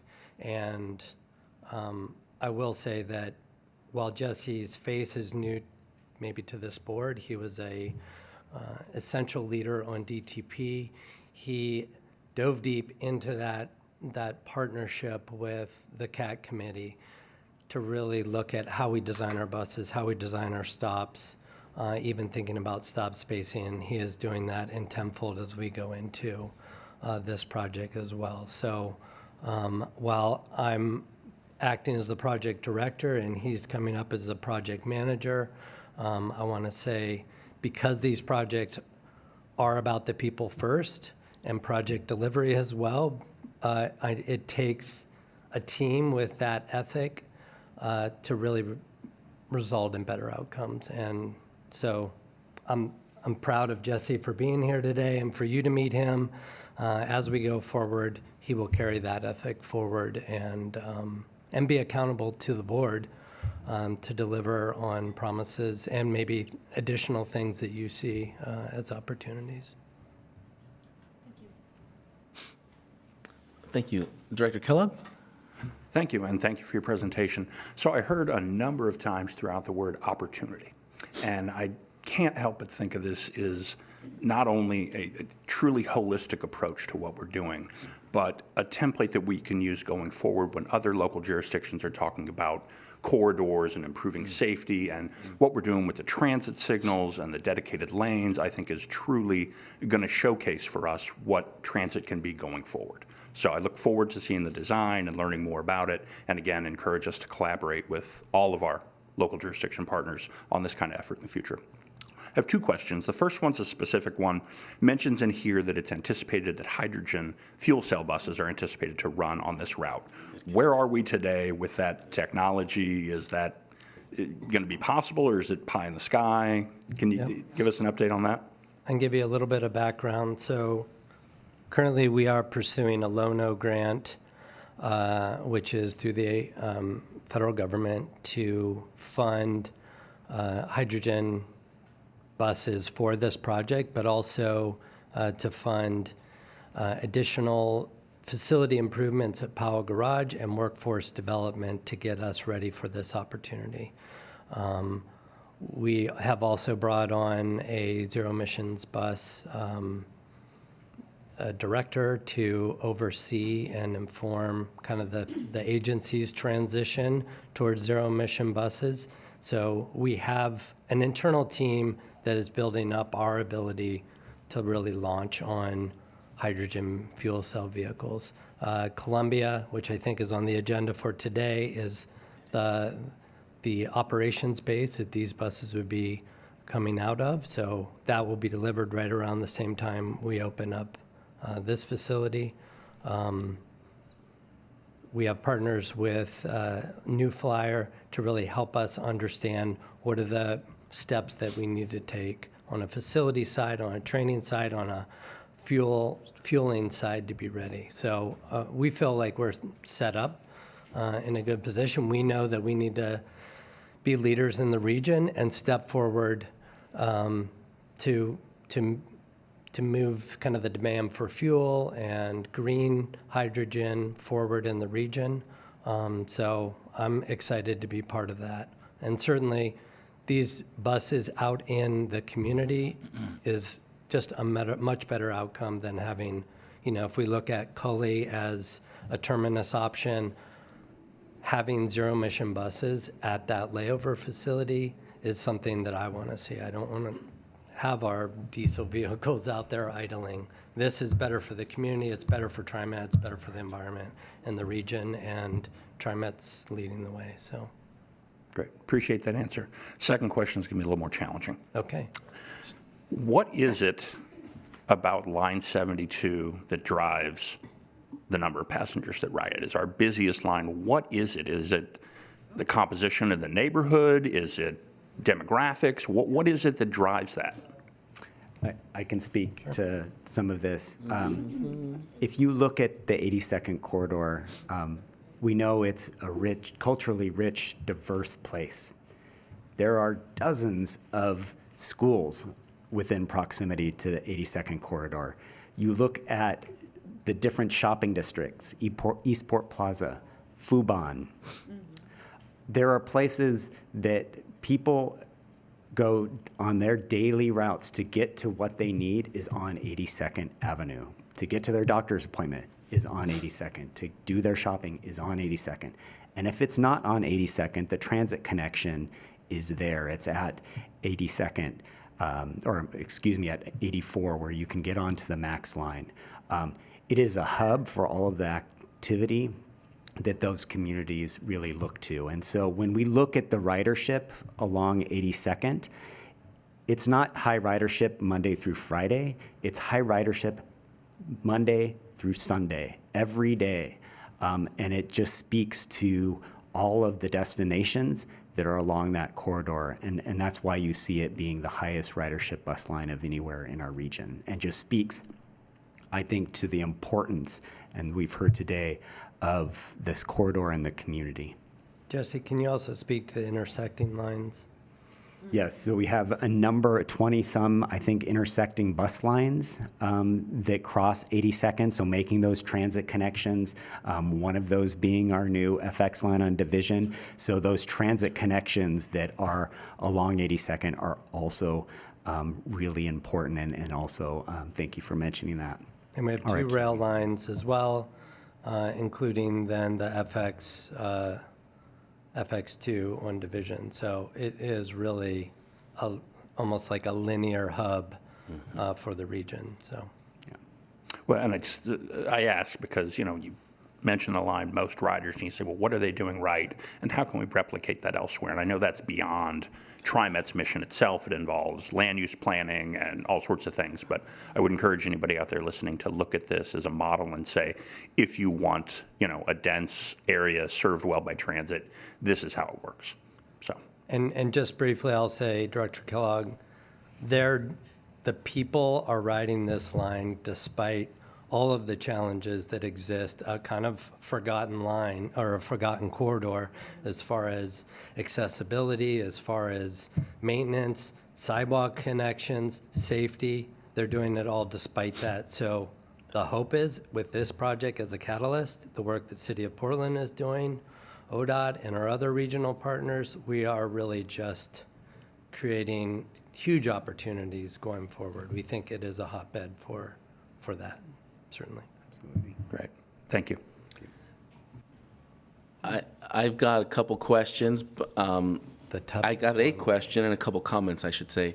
And I really like where this conversation was going, and I'd like to bring it back around to that. I have some thoughts about that. But first, my practical questions. I've got some rather maybe less exciting question about the procurement process. Okay. Something that stood out to me here, first of all, I knew, this got a lot of attention. This particular RFP got the eyes of folks from around the country.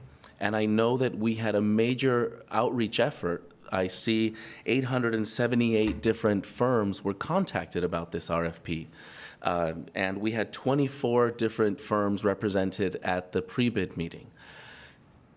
We have 3 firms that were brought forth as responsive, and I'm just really curious at the size of this outreach, at the level of interest we had, how many proposals were brought forward that were deemed non-responsive? So how many total proposals came through at the end of all this? So 3 total teams were stood up and came forward for this proposal. So when we look at KPFF, and we do have representatives of this team here today, standing along in the back. While you see KPFF as the lead, it's Parametrics, it's Nelson Nygaard, it's HDR, it's DKS. It's a lot of smaller firms that are women or minority businesses like IML, which Irina is here to represent today. All coming together on this. So when you see one name, there is a huge umbrella of opportunity that comes with that. Did we receive other team proposals that were deemed non-responsive? To my knowledge, no, Okay. not outside of what you have on your resolution. Thank you. I really appreciate that. And, looking at the other teams that were brought forward, it's good to see our home team brought it home and were able to get to the recommendation. It's wonderful to see a lot of familiar names, and I echo Director Frisbee's sentiment about having the luxury of having such great talent and national thought leadership in our own backyard to be willing to come forward and propose. And it's great to see us getting to this moment now where they are the recommended team. So congratulations to everyone that's come forward. Now, this brings me to my comments. I believe that the opportunity for inclusion, which our team has brought forward, and thank you for identifying the team in the room. It's great to see you here. The opportunity for inclusion, I noticed, was noted at 25% DBE firms within certain areas, that it looks like it's within the wheelhouse of what KPFF is doing.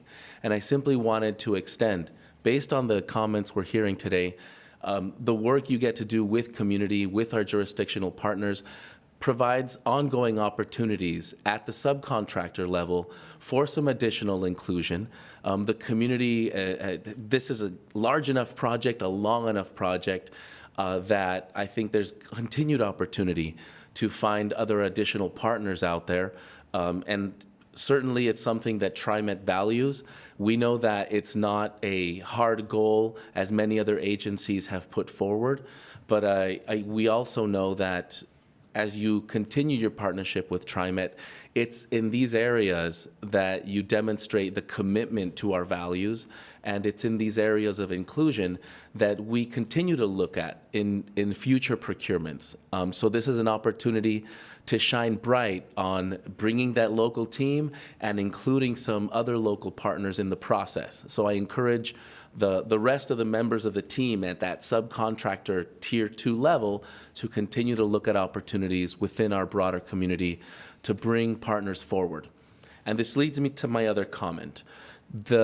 You've already heard from from my fellow board members about the importance of representing and including community in this corridor. I find it remarkable that 82nd Avenue, as you well put, Michael, is a linear hub of the community. And it's a tremendously powerful example of what I consider to be in the land use world, this concept of a complete community. And one of my favorite things about that corridor is that it came out of necessity. Because of the forgotten nature of that north-south corridor, communities sprung up. Different identities, different cultural hubs were formed, and around that, businesses to reflect those cultural hubs. I don't know that we in our region could have planned that. And I don't know that we have a way to replicate that along other corridors. But we certainly can see that in an organic way, 82nd Avenue has really come to be a representative cross-section of what our region has to offer culturally. Some of my favorite food is up and down that corridor. And it's also an example of how if you build it, they will come, in the nature of multiple uses. There's multiple reasons to get on a bus on 82nd and go up and down and do your shopping, go visit a community center, go to school, and no matter which cultural community you're from, you have a diversity of opportunities for cuisine and services, health and beauty services, all along that corridor. And I think this goes back to what we can do by intention if we really try to learn from what 82nd has been able to accomplish organically. And while nobody was looking, this thing kind of flourished. And so what I see is the opportunity here, not so much to be a catalyst for community connectivity as much as a celebration and a recognition of the community connectivity that has sprung up organically along 82nd. And to that end, I encourage our design team that has come forward over the next 6 years to really, in this deep community connectivity, to do what I consider to be the opportunity here, to do what I would love to see as an outcome. And it is to reflect that cross-section and that diversity of communities that we have. As you heard in our earlier presentations today, we are trying to clean up platforms. We have issues with graffiti along many areas of our system, and we're encouraging the responsible use as a rider as we roll out what is a horrible term of enforcement, but it's really about helping elevate the standard of care community-wide. And in doing so, as we go out and connect with community, one thing I'd really like to see is that we challenge our committees, we challenge our community partners, and we challenge our community engagement process to find ways to uncover that identity, the identities, I should say, along that corridor. The south end and the north end are going to take you through very different communities, and it would be fantastic for our rider experience to be able to open up a gateway, to be able to kind of invite folks into those different communities. And so the where we land our stations and how you get off and what you see in that first sort of experience is an opportunity to invite folks to get to know the cross-section of communities that are out there. So I see this in the artwork, I see this in the way the bus shelters are organized and what sort of businesses are right around there. These are all opportunities to really celebrate the plurality and the different unique identities that you're going to cross along that corridor. And so to me, that if we do this right, in the end, I hope our communities will feel a greater sense of pride and a greater sense of ownership of those different pieces along the corridor, so that hopefully they can step forward and be a vested partner in making sure those things are clean and taken care of and safe, because they celebrate the places that they're bringing us through. So there, I'll get off my soapbox, but there was no question at the end of that. I really wanted to lean into that and say, to me, that's what it means to have deep, meaningful engagement. And I really look forward to the process to come. I hope we're able to really celebrate that organic growth and to really get to see all the different communities we have here in our region. So thank you. I just want to say thanks for painting that picture, because it is meaningful. It is about being intentional. I mean, that's how we get there, right? So while we'll be back for updates, I mean, I do encourage this board to lean into this project and help open our eyes. If you see something that we're not doing, hold us accountable to painting that picture with you and with the community. We have an amazing internal community affairs group that have learned from many projects, but we're also pushing internally to say, how do we think about this differently? How does we have the community bring leaders forward to represent what their interests are, what their needs are? Are we looking broad enough? Are we going to places of worship, or not just community open houses, but looking much more broadly to understand what we're not seeing? So thank you, and thanks to this board for supporting us. Yes. You have a lot of rich challenges technologically, climatologically, and community-wide. And I don't know how to say that telogically. But thank you so much. And with that, I looking to my left and right. Okay, I don't see any more comments or questions coming from the board. So I'd like to now see if we have, did we ever make a motion? No. Oh my goodness, we did this all out of order. We were excited. We couldn't contain ourselves. So just hold on, we might even have discussion. Hold on. So moved. Oh, thank God. I think I have to say it on public record, though. I just heard from Director Edwards that there is a motion to approve resolution number 24-06-35. Did I get that right? Yes. Okay, is that a second? Second. Oh, my goodness. I'm going to have to go with Director Frisbee on that one, because I saw you just chomping at the bit. Got to do him, do him proud. We have a motion and a second. Is there any discussion or comment before we move to a vote? I have one last comment, Mr. Chairman. I think it's been expressed without really directly addressing it. But I think at the end of the day, we want to say that when TriMet comes into a community and we do upgrades and renovations, that we not only upgrade the transportation system, but we also upgrade the neighborhood and the community that we're involved in.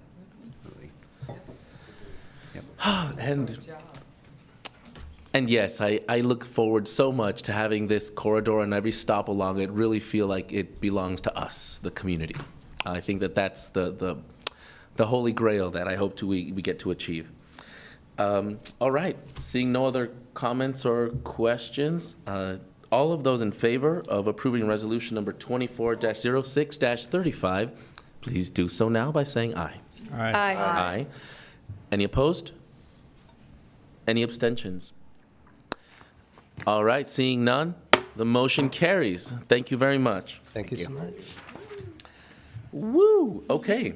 Next, the board will consider resolution number 24-06-36, authorizing a construction manager general contractor services agreement, also known as CMGC for those following along, with Mass Electric Construction Company for the Pioneer Square Courthouse Type 1 Traction Power Substation Replacement Project. Mr. General Manager, your comments? President Gonzalez, members of the board, this resolution is in regards to the replacement of the Type 1 Traction Power Substation that is underground at Pioneer Courthouse Square. The board previously exempted this contract from competitive bidding requirements on the resolution number 24-01-07. The replacement of this substation is part of a comprehensive upgrade and replacement of all the Type 1 traction power substations installed during the construction of the first MAX light rail line beginning in 1983. This project will reconfigure the substation vault under the Pioneer Square to improve regular service access for maintenance personnel, improve ventilation for future climate challenges, and allow installation of new and upgraded electrical substation equipment. The project requires the CMGC to manage interdependent and multidisciplinary phases of multiple elements of work while limiting potential negative impacts to all users of the shared Pioneer Square facility and minimizing disruptions to our transit system. All this is required while maintaining an aggressive schedule to reach substantial completion as soon as practicable. The selected CMGC must assist with the final completion of design, perform constructability reviews, advise construction staging and phasing and access requirements, and contribute to cost certainty, all to ensure a successful construction process and minimize the risks of unplanned impacts to our operations. The CMGC also must coordinate its work with all partners involved, including adjacent businesses, TriMet riders, and the public.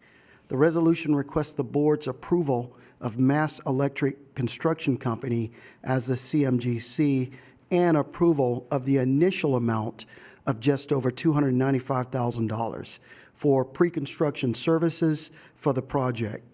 The amount is included in Engineering and Construction Division's FY 2025 budget. During the pre-construction, TriMet will negotiate a total contract price for the project and then come back to the board with a separate resolution authorizing the price and construction work. Mass Electric Construction's total employee count is just over 1,600 employees, and its workforce is 42.8% minority and 10% female. And I recommend your approval of this resolution. Thank you very much, General Manager, for your comments. Before we get into our comments and discussion, do I have a motion to approve Resolution 24-06-36? So moved. I think this year was a little quicker this time. I have a motion to approve from Director Lewis. Is there a second? Second. Thank you, Director Way. Well, it's been moved and seconded. Now we move to board comments, questions. I don't see anyone jump in right now. I'm going to go ahead and just acknowledge, while this contract is below the $1 million threshold required to bring to the board vote, I understand as a pre-construction contract, as you mentioned, there will be subsequent work associated with this process, and it will certainly be getting above that mark at one point or another. So this is where we are going to be seeing this particular project in its subsequent phase through another resolution. Correct. And that was all I had. Okay. Well, with that, then it's been moved and seconded. All of those in favor of approving resolution number 24-06-36, please do so now by saying aye. Aye. All opposed? Any abstentions? Okay, seeing none, that motion carries. Thank you very much. And now, the board will consider resolution number 24-06-37, authorizing a contract with Tate Communications for radio system managed services. Mr. General Manager, your comments, please. President Gonzalez, members of the board, TriMet's land mobile radio system is critically important for public safety and day-to-day transit operations.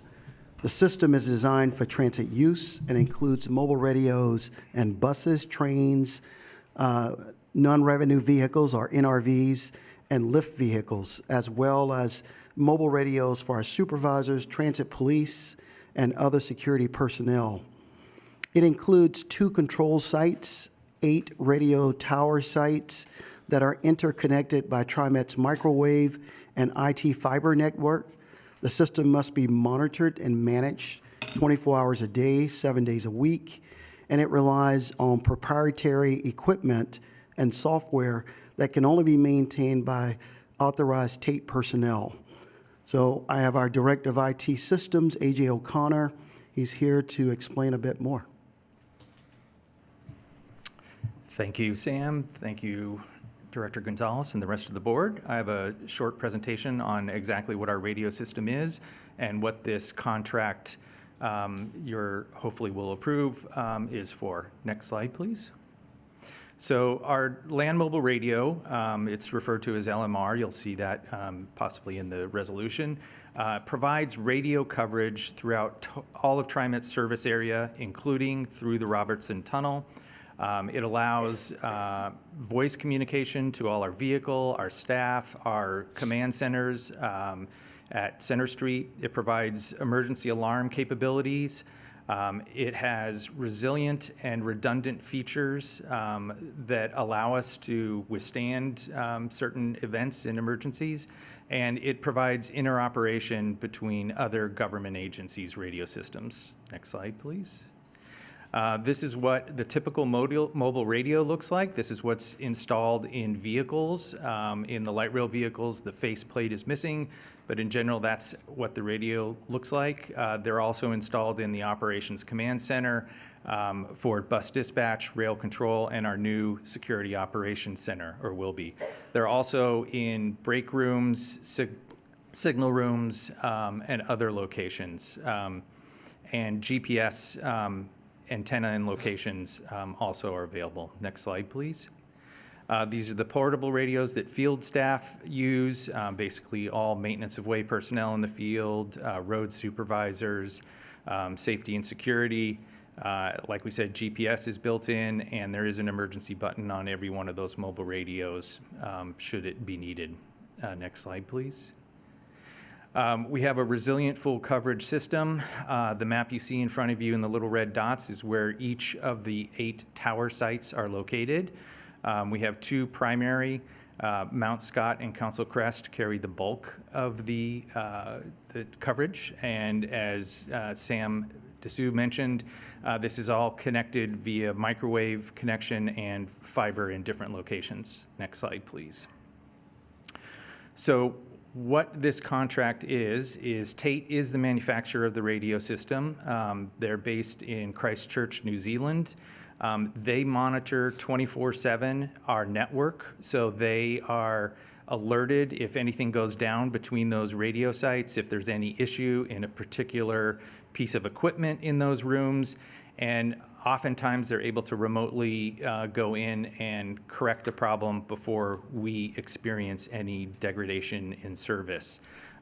They also have local engineering in the Portland area, should we need to call on it.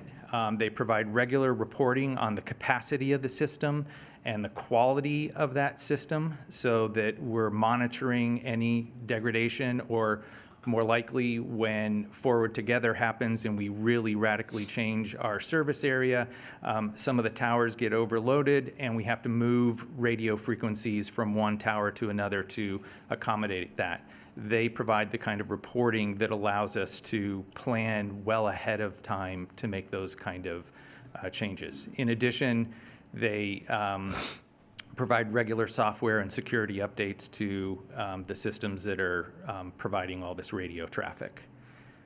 And that's what this contract is for a 5-year renewal. We've had this managed service contract, I believe this is the 3rd time we're asking for it to be renewed, and we've received nothing but great service from Tate. And happy to answer any questions. Thank you. General Manager, I see you have a comment. Yeah, just want to continue. Thank you, AJ, for that. As stated, the current contract with Tate expires this month. The resolution before you authorizes a new 5-year sole source contract with Tate in the amount just over $2 million. Pricing for the new contract is based on previous pricing and increases to the account for inflation and also additional monitoring services. The amount is included in TriMet's IT division budget for FY 2025. Tate employs approximately 60 people, 26 whom are women or minorities. Also, 2 of its top management roles and 6 out of its 10-member regional leadership team are women or minorities. As a radio system is critical to TriMet's operation, your approval is strongly recommended. Thank you. And I'll add 2 of the 3 top management roles are held by women. Before we move to comments, I see that our board has some interest in making comments. I'd like to see if we have a motion to approve resolution number 24-06-37. Director Edwards has so moved. Do we have a second? Second. It's been moved and seconded. Thank you, Director Frisbee. And now I'd like to have some board commentary, and I'd like to begin with Director Edwards.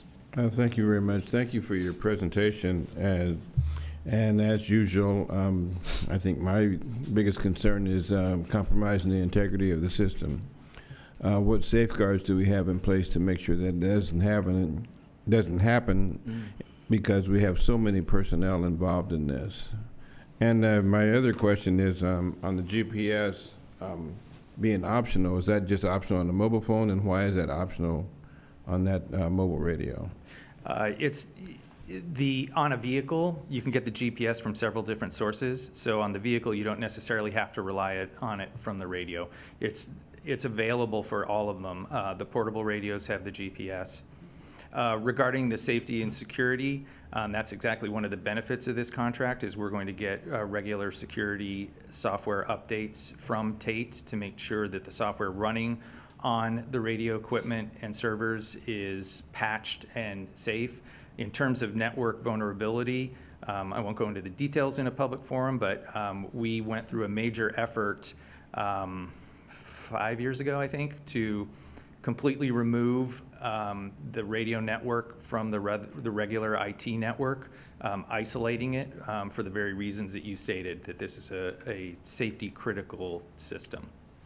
Thank you very much, and thank you for not sharing too much. I get upset sometimes when we ask questions and we share too much, and that compromises the system by being broadcasting too open. it. Thank you.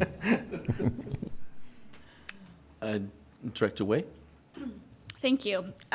It's great to see this coming before us. I remember in 2021, I was still on the board, and I did vote for the the 3-year contract for Tate for this service. And I understand that we are now at sort of the expiring mark in June, and so this is a new 5-year contract. I'm just curious, I mean, I think General Manager Dessous sort of rationalized the pricing increase due to inflation, other additional monitoring services, but I just do want to state for the record that it is double the amount. It was a little bit over $1 million, $1 million, 2021. Now it's a little bit over $2 million for 5 years. So just double the amount that we're entering into this contract. And so can you just explain just why it is double the amount?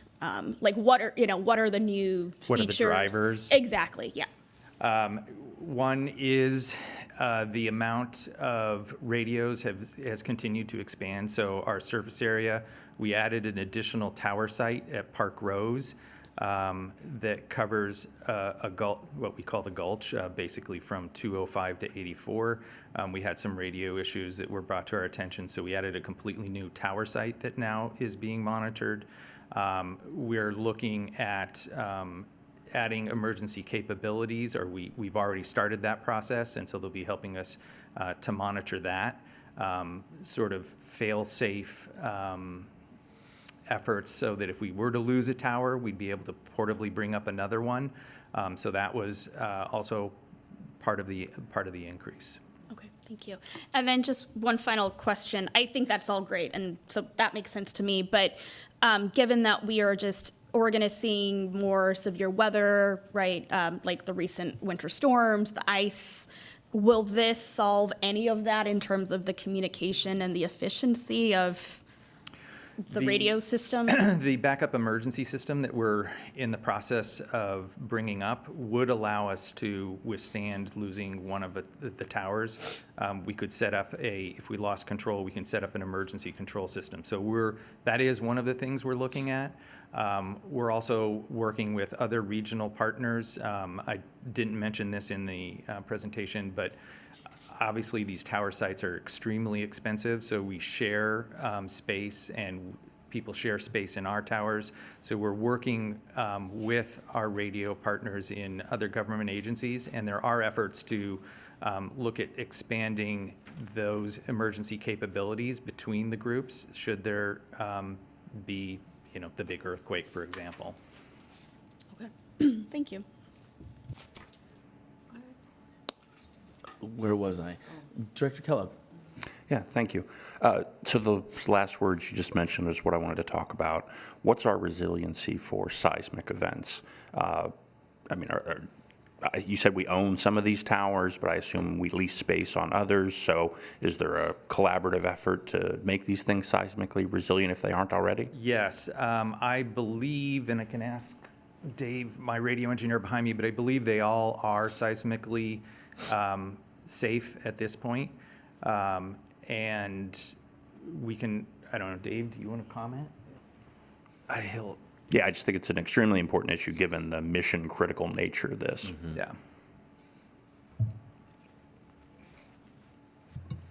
Yeah. Yeah, so everything that we have that's out there is currently rated for, withstanding the seismic events. And as the specs get updated and as we do future work on the towers, those standards also get applied at the latest version that's currently available. So, great. And Dave didn't introduce himself, but he is our lead radio engineer. And I should have mentioned also, we have 2 staff managing over 3,000 radios. So the Tate managed service contract allows us to keep a relatively small staff. Okay, great. Thank you. Yes, Director Frisbee? I just wanted to thank you for including the presentation in the board packet. For some of us, this is the first time seeing this. It was really helpful in sort of introducing us to the issue. And for me, it was a reminder, and what I just wanted to say publicly, which is there is so much work that goes on behind the scenes of making TriMet serve the community and serve the public and accomplish its goals. And I think it's worth calling out specifically and reminding all of us sometimes we want to talk about and look at where the buses are going and where the train lines are going and if it's clean and how people are going. But the day-to-day work of running a transit agency is so much of this behind the scenes work. And so thank you for what you're doing. And I think it's helpful for all of us to get that reminder. Thank you. Director Lewis, do you have a comment? Just one that came to mind, and you don't have to answer if it goes too deep, but just curious. We often hear this is a test, and so I was curious, are you part of the general citywide when we do testing to practice the systems in case? Do you do that once a year? We are not part of any citywide tests that I'm aware of. I know there are some individuals in our command center that coordinate with. That's what I'm curious. Yeah, okay. But you are Port of Portland, flight problems, catastrophic. Oh, Yeah. Yes, we are part of the larger planning organization, and we participate. Sorry, I misunderstood your question. I thought you were specifically asking if we were the radio group. No, not you. Yeah. Yeah. My apologies. Yes, the OCC and the strategic planning definitely happens. You're with the part. region. Okay, Yes. good. Okay. Thank you. And General Manager Dessou? Just a quick comment. I want you all to think of this, all of our frontline personnel, this is a lifeline for them. So when anything that goes on out there, this is their only connection to someone on the other side of it. So this is why this is, law enforcement, police, supervisors, operators. This is a lifeline, and this is critical as we move forward. And then the other direct way, I think the last time I think it was a 3-year contract, and now we're moving to a 5-year. So I think those 2 additional years increase the cost a little bit as well. Well, I'll simply add that, it's in those unprecedented moments like a freeze or some major catastrophic event that not only are these systems tested, but our role in the region is tested. It's great to know that we're looking at systems that will be reliable in those moments. And it's also a moment to recognize that, it's all those folks holding the radios throughout our region and using them and knowing exactly what to do and how to communicate that really lets us shine as that regional leader in these very important moments. I hope not to have them. I hope not to be testing so often or at all, but it's good to know that when those things do occur, that we've got not just the right people, but that backbone of a system. So thank you very much for bringing this forward. And, looks like it couldn't be more timely as we near the end of this other contract. I see no other comments or no hands raised over here on our side. So I'd like to now move us to a vote. For all of those who are in favor of approving resolution number 24-06-37, please do so now by saying aye. Aye. Aye. Any opposed? Any abstentions? All right. Motion carries unanimously. Thank you very much. Thank you. Now, at this time, I'd like to pause the regular business meeting so that the board may convene as the TriMet Contract Review Board. Once again, TCRB. We're doing this, I think, each month now for one reason or another, to consider the next resolution. Oregon public contracting law and our TCRB rules allow the board, in its role as the TCRB, to exempt contracts from the low bid solicitation process to allow for the best value contract procurements. Authorizing the exemption will allow the agency to consider other factors besides price in awarding a contract. And now, so we're going to do that.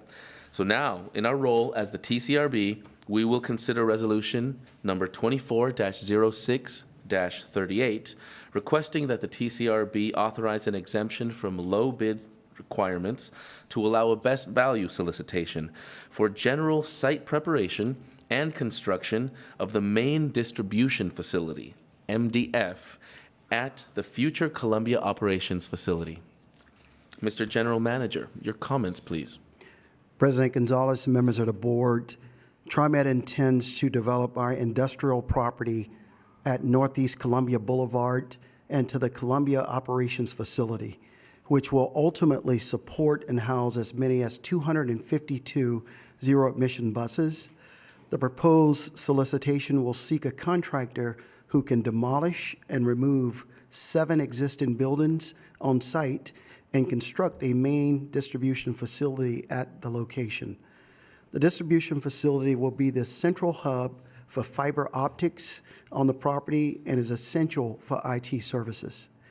The project will also provide more modest opportunities for excavation, utility decommissioning, hazardous building material abatement, and physical network reconfiguration. The exemption from the ordinary low bid contracting procedure sought with this resolution would allow for a best value request for proposal contract solicitation for work at the Columbia property instead. That change would also create an opportunity for firms certified by Oregon Certification Office for Business Inclusion and Diversity, known as COBIT, to bid. Enabling a COBIT-certified firm to act as prime contractor on this project would allow that firm to build a relationship with TriMet staff and better understand the administrative requirements of contracting under the CMGC project delivery approach. The cost of the distribution facility construction and general site preparation activities is estimated at $3.7 million. The amount is included in Engineering and Construction Division's FY25 budget, and I recommend your approval. Thank you, General Manager Dessou. Before we go to comments and questions, do we have a motion to approve resolution number 24-06-38? Director Edwards has motioned to approve. Do we have a second? Second. Thank you, Director Frisbee. It's been moved and seconded. And now I'd like to move us to comments and questions. Well, I've got a question. With regards to site prep on this particular contract, and I'm sorry I didn't warn you about this curiosity. Are we projecting, anticipating, or estimating the site prep to include any remediation or site decontamination or anything like that? Adam, why don't you come on up here because you got all of the specific details. You and Kate both.